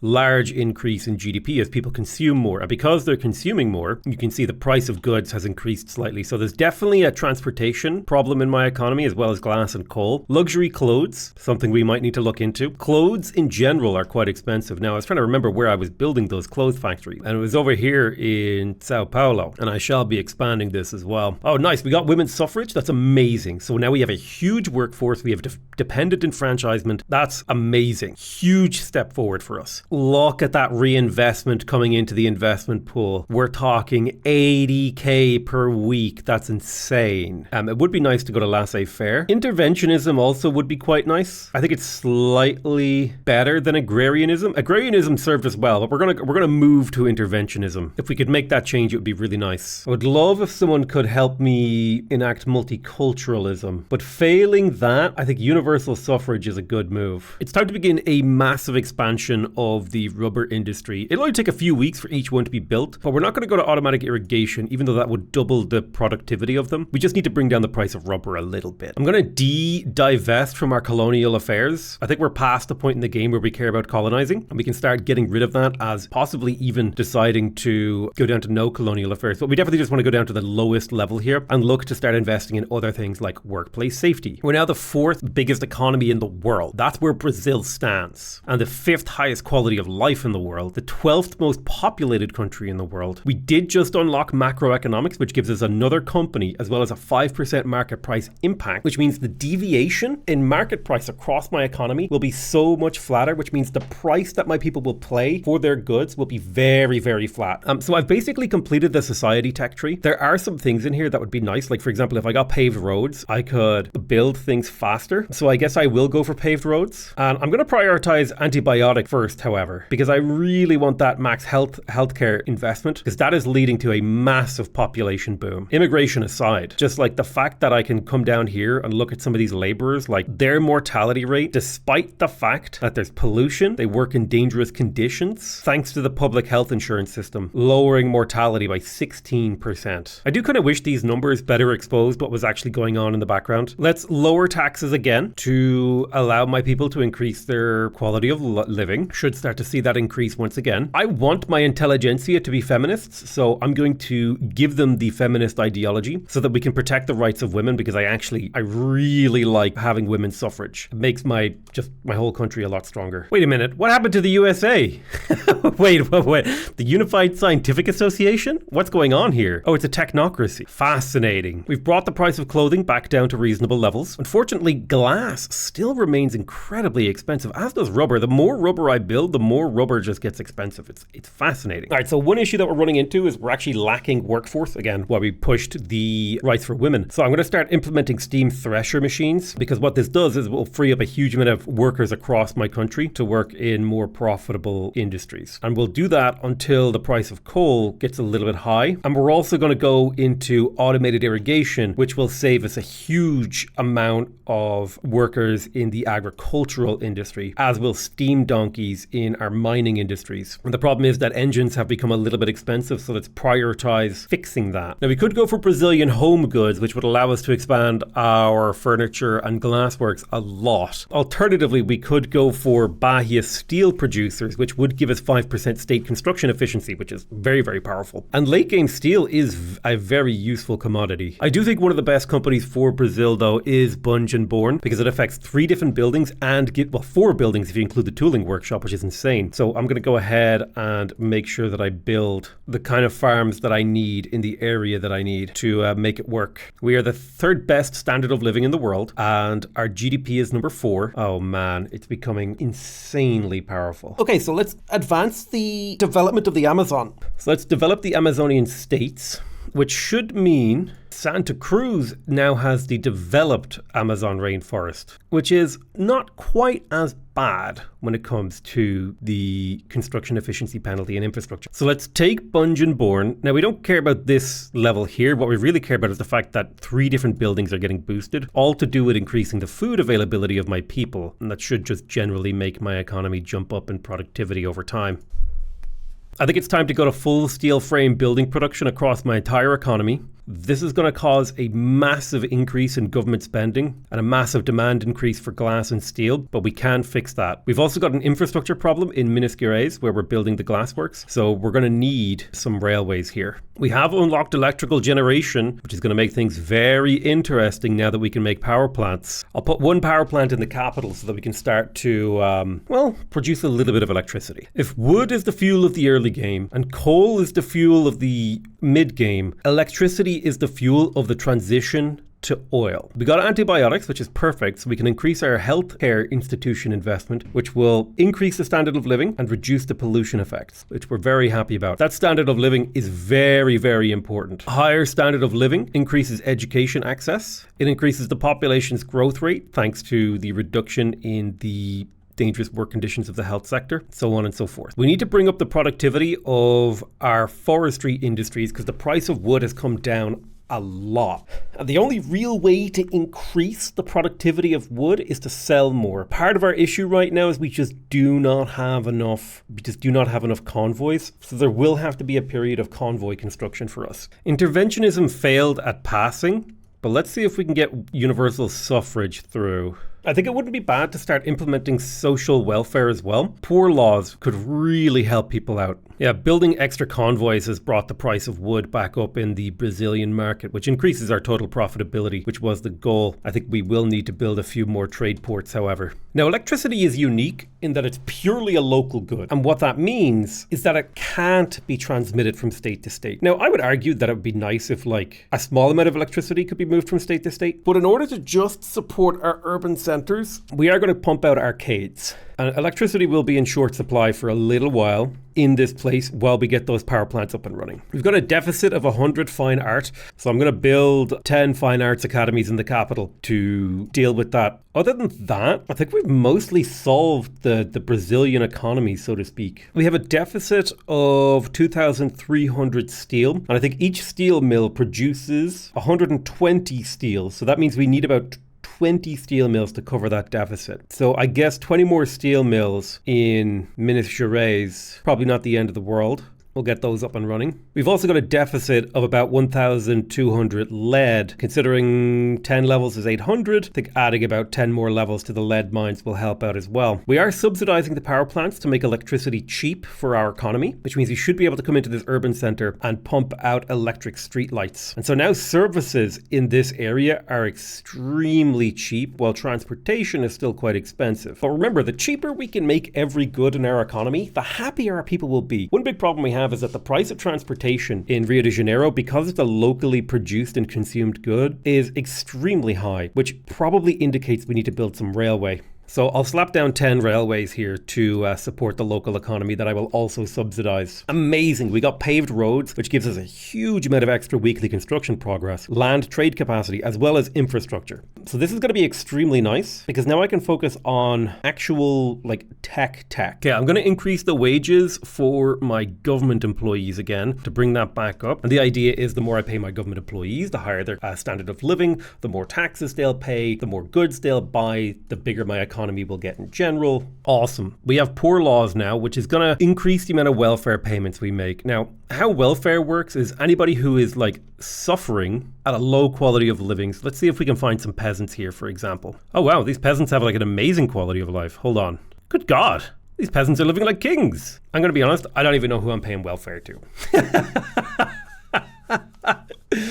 I think, though, increasing welfare payment is good because it means more goods are being bought in my economy. The more goods that are being bought, the happier my people are. Let's see if we can do universal suffrage. It's a very small reform, relatively speaking, but it would be nice. I'm going to spend a little bit of time building railways across my country, mostly because transportation has become quite expensive. If you look at Brazil, orange means it's very expensive. So I'm just going to go by earnings here and do a massive expansion of rail across the country in the hope that that will improve my GDP quite a bit and also potentially generate me some money from those nice government dividends. We are now officially the highest standard of living country in the entire world, and it's not even close. Yeah, our lower strata people have a higher standard of living than the average standard of living in the second best country. That's insane. We are going to continue to lower taxes, and we are going to continue to make these goods cheaper. In particular, right now I'm working on making transportation cheaper, but things like meat and electricity will also need to go on there. See, I'm just building railway everywhere because railway is a local good, as are power plants, annoyingly. All right, let's go ahead and lower taxes again. It's going to massively decrease the amount of income that I siphon out of my country, but it will lead to overall an increasing standard of living for my people. I've basically built a Brazilian utopia, which you can tell by the massive amount of population growth, the amount of people that are moving here, the quality of life that people have, how loyal my population is. I'm sorry guys that it took us a very long time to get here. The only thing that I really wish I could enact would be multiculturalism. So I am going to try and push that through if I can. That would be the ideal. We would become the new Colossus then. All right, we're now making welfare payments to people who earn 60% less than the normal wage of our country. All right, I totally forgot to survey a skyscraper site. We also want to do a Panama survey and hold a grand exposition. Let's also build the Cristo Redentor. Okay, I'm going to bring in Tadeo Monagas here because he is an anarchist, which means he endorses multiculturalism, and he also supports universal suffrage. So by bringing him in here, he will increase the chance that universal suffrage will pass, and also the chance that I can get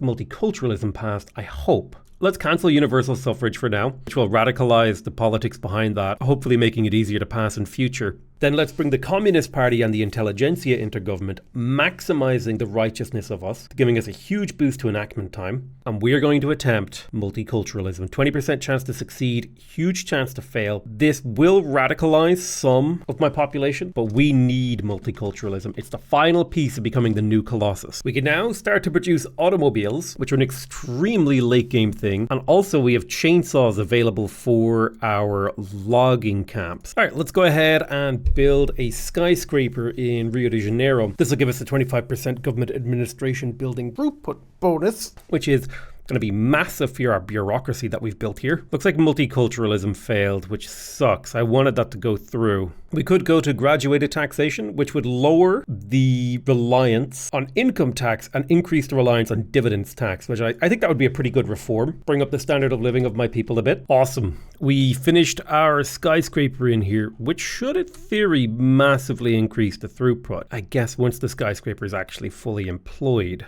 We could also move to telephone switchboards, which would require a lot of telephones, which we do not produce in large quantities here, but that does give us a huge amount of bureaucracy. Nice. We now have graduated taxation, which should change the burden of taxation. Right now, my lower strata pays 21%, my middle pays 21%, and my top end pay 12%. But this will require me to raise income taxes just for a little while we stabilize. So now they're only paying 15% of their income, 17% and 23%. So we're extracting a lot more from dividend taxes. It's now officially 1916. So I think Ireland should be independent at this point. Now, we could start doing fun things like dismantling the world, but I wanted to kind of focus on building a utopian kind of thing, making a giant South America. Now, I didn't quite achieve taking Colombia. I think we can probably try that soon. Someday we could probably try to take them.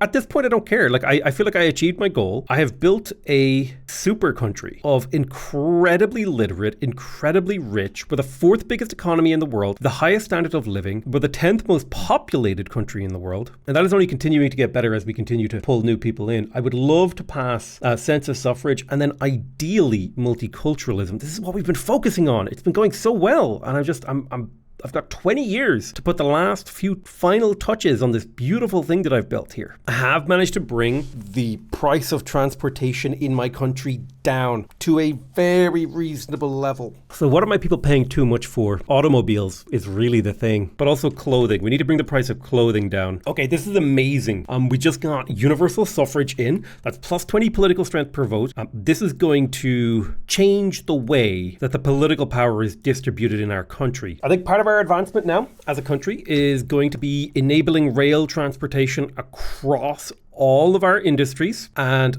yep, that's going to make things somewhat unproductive. They're going to be demanding things that we can't necessarily provide just yet, but that's fine. There will be an economic transition. We'll give it a little bit of time to let those changes filter through. For example, now we can see Mendoza has a shortage of transportation. So let's see what we can do in Mendoza. Yeah, we've got some deficits here. So one of the ways we can fix this deficit is to institute automobiles as a thing here and also potentially add electricity to this state. Then we'll be able to make use of arcades and electric streetlights. And I think a few extra railways here will help this place out. Let's keep pushing for rail transportation. And now we can start to handle this issue. I think it would also be good if we could get a power plant in basically every state to supply a baseline of electricity that we could use for our arcades and urban centers. So we're going to begin the construction of an electrical grid for Brazil. I'm undertaking a massive expansion of these textile mills up to the maximum size of 50 to get the 50% throughput bonus. And then my goal is to electrify it so that it can produce an absurd amount of clothes to bring the price of clothes down in my market. We need 500 electricity for these textile mills. A single power plant will produce 50, which means we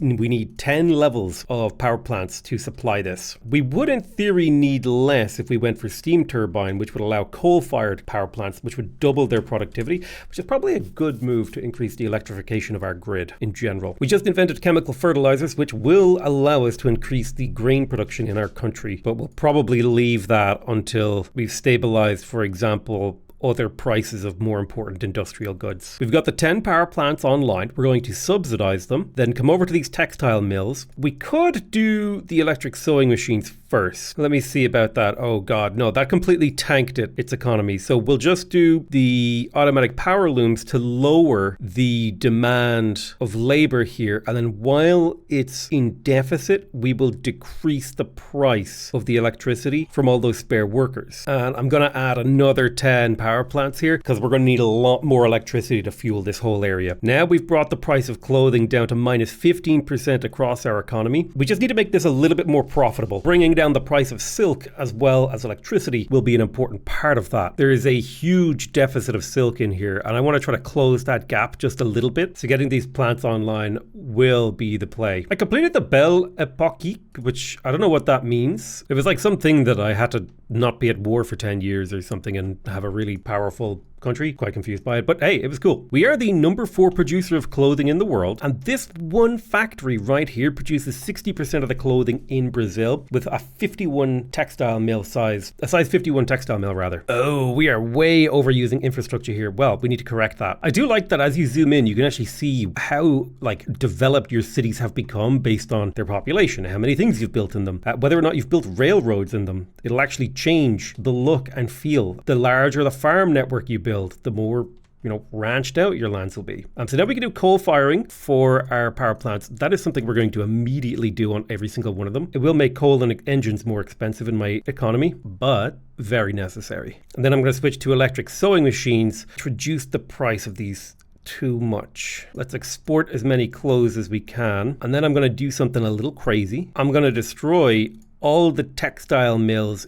anywhere else in my country so that I just have this super efficient one. And that way the productivity in here is insane. It is a 51 productivity textile mill. This is the 49th most productive building in the world, the 4th most productive textile mill in the world, which is going to be very, very fun. I'm going to go to automatic irrigation on my rubber plantation economy. It'll make engines a lot more expensive, but the amount of rubber I will produce will be extremely worth it from an economic standpoint. Let's implement worker protections. Let's implement a minimum wage. Surely nothing could go wrong. Surely implementing a minimum wage would improve the economy. There's no way that the late game is completely imbalanced and things like that just don't work as intended and instead cause your country to fall into a debt spiral. That would never happen in a Paradox game. Oh, nice. Okay, so we got workplace safety. So we now have worker protections. So minimum wages are a thing. Doesn't seem to have caused any negative effects yet. I think we got away with it. I hope.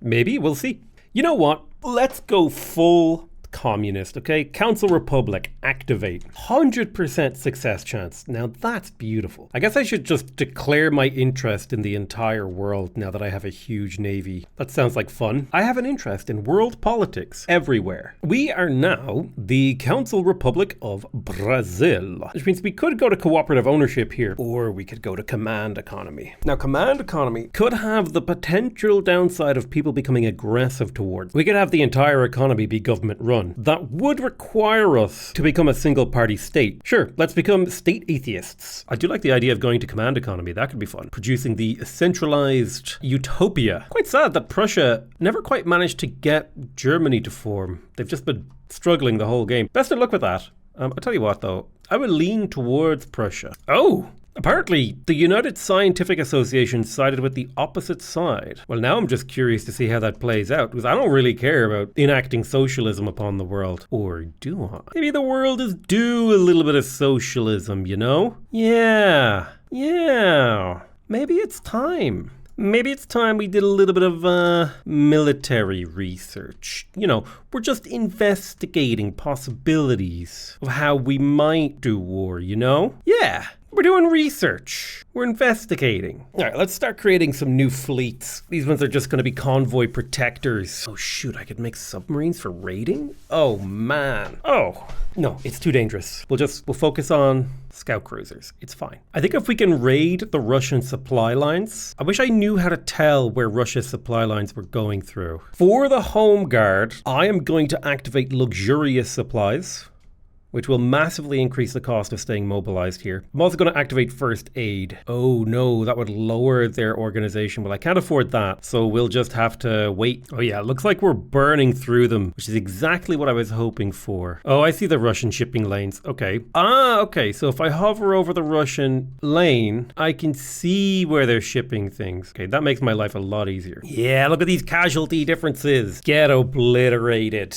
Perfect, we just implemented state atheism, which will give us an extra 200 authority and conversion rate. It leaves us with an interesting choice here. Oh wow. Atheism is becoming a thing, boys and girls. We are slowly winning. We are slowly grinding them through, pushing them back. They want regime change in Brazil, which is very interesting. Okay, so we've switched over to electric engine production, which is now making engines very cheap in my economy, and automobiles are still looking okay. Let's implement the single party state. Let's also build up the barracks in Minas Gerais. We don't have nearly enough troops hitting this front line. We are slowly grinding them down here. My hope is that by building these barracks, we can see the recruitment rate skyrocket. We have a very slight advantage on this war front, but it is growing because we are killing more than the troops that we are losing. If we take a look at the casualties in this war, we've lost 150,000, they've lost 300,000, and I think that is a significant push in our favor. We're now officially outnumbering them, which means we will start deploying more units into these fights. Part of the reason our government has such a surplus now is that our military wages have gone down from the fighting. Oh goodness. But yeah, every time we fully build a barracks like this, we can start training 2,000 men a week, as long as we can find the people to employ. So we need to bring these up to the maximum amount. That way we can replenish our troops on the front line faster than they can. Oh wow, they brought extra. They haven't raised their conscripts. I'm gonna. Raise those conscripts and get them to the front line. Battlefield promotions for everyone so that we can command such a huge army. We're outnumbered 2-1 on this front line, but we do have the tactical advantage. Looks like Russia was forced to leave the war, which I'm very happy about. And now we have an extremely superior advantage in this war. We also have access to trench infantry, which are going to be completely game-changing because of their extremely high defense. I'd like to get access to siege artillery as well, but I do need to start producing radios, which I do have access to, so that's useful. The conscripts have hit the front line, and we now have a 90% advantage with 200,000 men storming through Colombia. Oh yeah, we got a serious advantage on this front line with 500 troops. Looks like they'll accept the peace. Boom. Colombia finally belongs to me, which means the only thing I really need to do is to set my sights on conquering the few last vestiges of these little colonial provinces that people have taken from me, places like France and stuff like that. So I would love to go to war with France, but they do actually have access to trench infantry, so I'm going to need a late game war economy to do this. Let's first annex Ecuador. They will refuse, but that's fine. Now, Austria wants to annex. Oh, fascist Austria is against the Krakowan military revolt. Whatever, I'm not even going to participate in that one. Declare neutrality. Let's have a look at how we can mess this world up. Okay, so I'm fighting away with Ecuador here. There's Hanover going up against the aristocratic neutral. Don't care. Ooh, Morocco against the liberal revolt. It's too late. Don't care. But I do need to watch out for these diplomatic plays because I can start influencing the entirety of the world depending on how I decide to participate in them. War with Ecuador has broken out, which should be a fairly easy advancement here. I'm going to go ahead and say just advance that front as fast and as hard as you can. Let's cancel trying to pass single party state because it doesn't seem to be going through. Instead, we're going to use the current fervor in our country to move towards cooperative ownership. It has a 100% success chance of going through, which I'm quite happy with. God damn it, I misclicked and I didn't annex them. And I don't care enough to go to reload. We're down to our last 11 years of gameplay, so the question is, how much can we fuck shit up in Brazil before the game ends? I think that's a very interesting question, and I would like to find out. The Netherlands is a minor power, and they own some of Brazil. But unfortunately, I have to kick out the British or the French. And you know what? I'm kind of happy with this little Brazil that I've built. I don't need to expand or anything, but what I would like to do is to get involved in some foreign wars. Oh, we could choose to support the communists in the American war. Let's do it. American communism, activate. Right, we've got a bit of a shortage of ammunition. I'm going to throw a few munition plants here in Sao Paulo. The deficit is about 1,000, so 10 plants will produce 900, which will make our lives a little bit easier. Now, it will take 16 weeks for those to kick in, but once they do, they'll be grand. Our troops are just about to land here. I don't know if we're going to make it, but we definitely want to try to close these pockets one by one if we can. Oh yeah, look at that. 80 of our troops are facing off against 42 of theirs. Right, South Carolina has been secured. Next up, we're going to be taking on Florida. Right, Florida has been captured, pushing our enemies to the brink of surrender. Perfect. We now have cooperative ownership, so 35% of our construction will be allocated to the private market. We can subsidize everything, and now everything should, in theory, be owned by the workers. These should all be worker cooperative. So if I come in here, you can see here, worker cooperative means shopkeepers own them, which means the power of the industrialists should actually go down very quickly because they've all just got unemployed and now they're all going to start losing their wealth because now there are no upper class in the country. Now you could see all of the workers that work in this factory are getting dividends, which should massively increase the quality of living on average because the money is being spread out over a larger share of the population. Who said you should come back here? What the hell do you think you're doing? So you can see here the sharp increase in the lower strata quality of living and the middle strata, and then the sharp decrease in the upper strata quality of living. I am now officially the number 2 economy in the entire world. Perfect. So we've got the United Syndicates of America, our communist brothers in arms. Go ahead and improve relations with those guys. Now, something useful that we might want to do is actually to declare war on France. Now, we could liberate communist Algeria from France, but that would require us to go to war over, some annoying things, whereas we could try to just conquer this state and this state. The French have a lot of troops, so I need to be a little bit careful about that. I still have to expand my military in a big way. All right, so what are our lower classes buying? Looks like clothes. Just again, clothes and cars are just very expensive right now, so I think if we could bring down the price of clothes again, I think that's what we'll do. Let's build 10 clothing factories to see if we can bring that price down.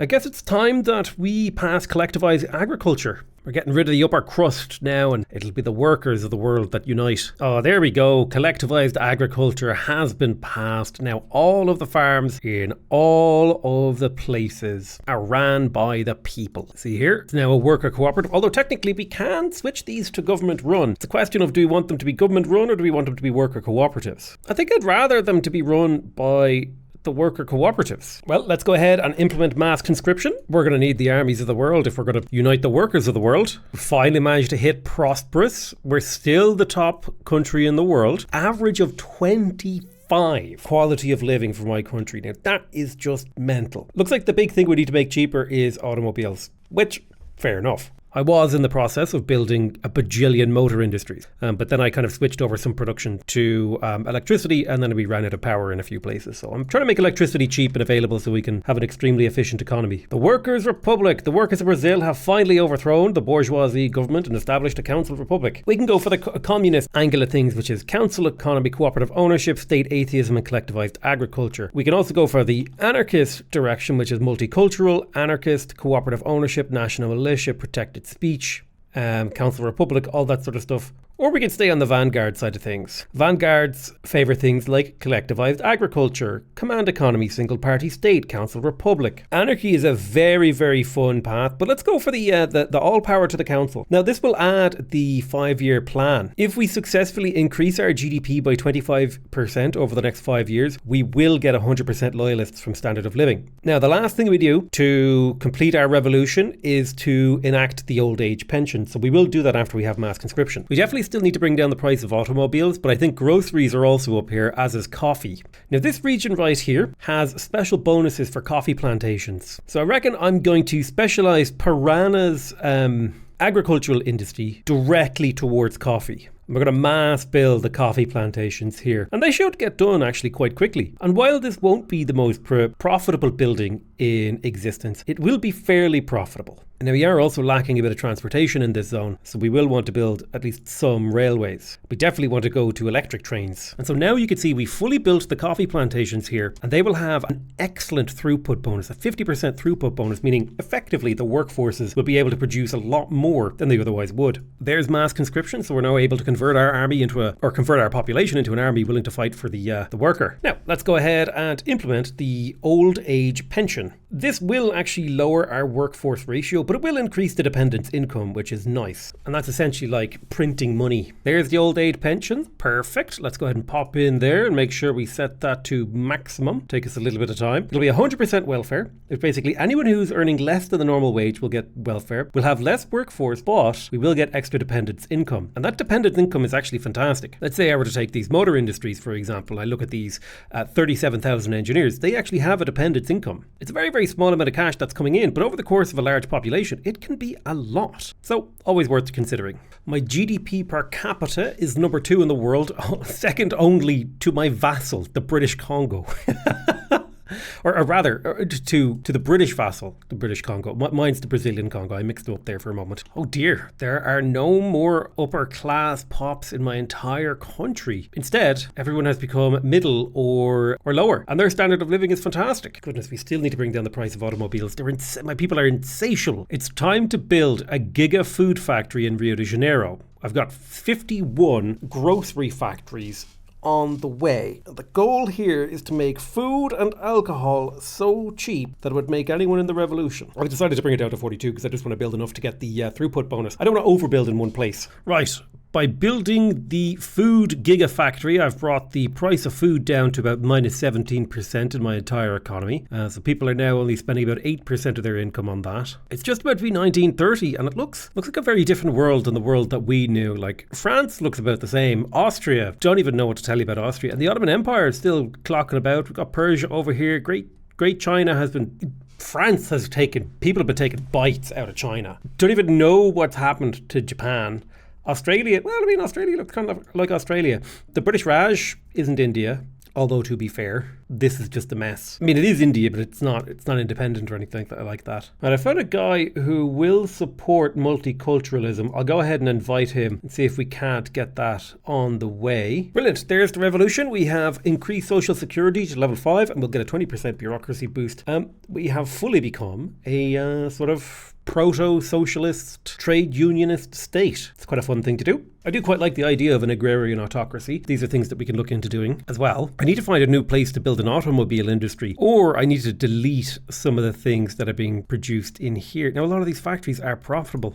They don't even have that many workers, so probably isn't worth it on my time. And here's the wonderful thing. Now, if I go into debt, that money just goes into the hand of my population. So they buy more stuff, which increases my economy, which means I can have more debt. I have activated the infinite money glitch that is at the heart of Victoria 3. The only thing is it has become harder and harder to actually increase my economy because we're at that late stage where it's quite difficult. I'm a little bit sad that I never got to pass multiculturalism. I just never had someone who I could get to support it. Not the end of the world, because I did build like a sort of semi-socialist utopia, even if culturally we didn't quite get there. The big thing holding back the quality of life of my people, it seems to be automobiles, clothes and coffee. A little bit of wine, a little bit of glass, but I'm working on the automobiles, and the automobile seems like a big expenditure, so I think cutting that down would be nice. You know, some of the stuff that happens down the end here, like tea or fine art or sugar, these aren't happening in large enough quantities for it to be worth it. Really, I need to bring down the price of those automobiles. That's like the key thing. That's why I've got these motor industries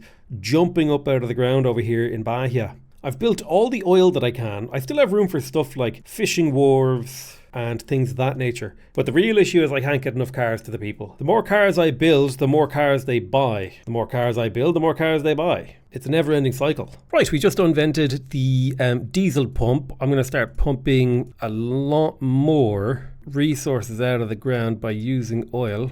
The nice thing is whaling stations also produce oil, so we do want to get those. And we also did the 5-year plan. Excellent. Look at that GDP jump from activating diesel pumps. Our GDP per capita is now well and away ahead of anybody else in the world. Our population is incredibly prosperous and happy. I've decided to subsidize this motor industry because some of the input goods have gotten quite expensive, like the oil. Right, there's only a couple years left now. We're in 1934. I'm just going to go ahead and build myself a few more convoys. I don't really think there's a whole lot I can achieve in the few years that are left. I mean, God, no matter what I do, the automobiles just don't get any cheaper. Like, no matter what I do, the demand for automobiles is just ever growing. But I would go as far as to say is a 27 average standard of living 50% higher than Switzerland, my next nearest neighbour. Considering that I am the second largest economy, I'm the second largest economy in the world. And from a prestige standpoint here, in my opinion, the only things I can really do to massively expand my power projection would be to build a navy to rival the UK. And I mean, if you really want me to do that, I will. So I've put together a fleet that will house 100 scout cruisers. It'll take a little bit of time for it to get built up. And once it's actually built up, it'll take time for the recruitment to be done. But that should lead to a significant increase in our navy power projection as it gets bigger and bigger and bigger. You know, I think power projection is based on the offense and defense and the manpower of the fleet. And then you just take your power projection divided by 10, and that's how much prestige you get out of it. So in theory, this 6th Brazilian fleet, when it reaches maximum capability, it should be worth, a few hundred prestige. Okay, while I wasn't looking, my economy just skyrocketed, and I don't know why I'm so rich. I'm turning tax to as low as possible, and I'm maximizing wages to try to spend my money because I actually just cannot spend it fast enough. We have basically achieved what I set out to achieve when we started this game. I wanted to build a giant, super powerful Brazil. Now, I never got to do the new Colossus, which I'm a little bit disappointed about, because it would have been nice to enact multiculturalism. I could just never get the support for this high enough. But I was able to create, the world's, I would argue, the world's premier superpower. I mean, sure, Britain is strong, don't get me wrong. But for how long will they remain that strong? Now, by cutting taxes to their minimum possible, the sheer number of goods available to my people has shot up, meaning the cost of everything has shot up. But as a result, so has the standard of living. Oh yeah, look at that literacy, okay? Oh look, these guys are literate, whoa. Okay, what happened over here? Jeez. Welcome to utopia. The literacy capital of the world. Look at this GDP as well. Oh, look at that. Europe, lots of GDP. India, barely populated Brazil, okay, has a significant percentage of the world's GDP with an incredibly loyal population of brave socialists. Now you tell me I've failed and I'll call you a liar. Look at that. We've got a level 100 trade route trading 11,000 wood to the UK. Now, if I were to go over to wood and say like, oh, encourage exports, I would have liked to have broken the 30 mark for my people's average standard of living by the end of the video. But I feel like we got very, very close. We're spending nearly $1 million in deficit spending every single month. Oh, we're so close. We're so close. I just don't think we can quite squeak it over the line here. I mean, we did the best we could. The problem is automobiles are just like impossible to fix the price on. I'm quite proud of myself for keeping groceries quite cheap up until right the end of the game. I think they were only 3.5% higher. Sadly, I did have like a little bit of a reload because of that weirdness in the middle, but that graph would continue on back this way. And as far as I'm concerned, we absolutely smashed it. Now, we could continue playing, but we had 50% of our population as atheists. We had 30% of our population as Brazilian and plenty of integration. Sadly, I never got to do multiculturalism, but 24% of my population was machinists. The majority of the political strength in my nation was machinists, engineers, all that lovely stuff. You look at that GDP line. It's a beautiful, beautiful thing. And our prestige really skyrocketed, as did our population. Now, that was more of an economic run, believe it or not, where we focused on social advancement and economy. There are two other types of runs. There are military runs and political runs. I would say this was a little bit of a mix of all of them. But I think if I were to play another game of Victoria 3, I think I'd like to try my hand at some sort of hegemonic imperialist, declare a lot of wars kind of run. But that's it for me. Thank you guys for watching the Victoria 3 video. I love this game. It's a huge pleasure to play it. And I hope you guys enjoyed the story of raising Brazil from a small nation to basically the most powerful country in the world. Right. Love you all very much, and I'll see you guys next time. Bye-bye.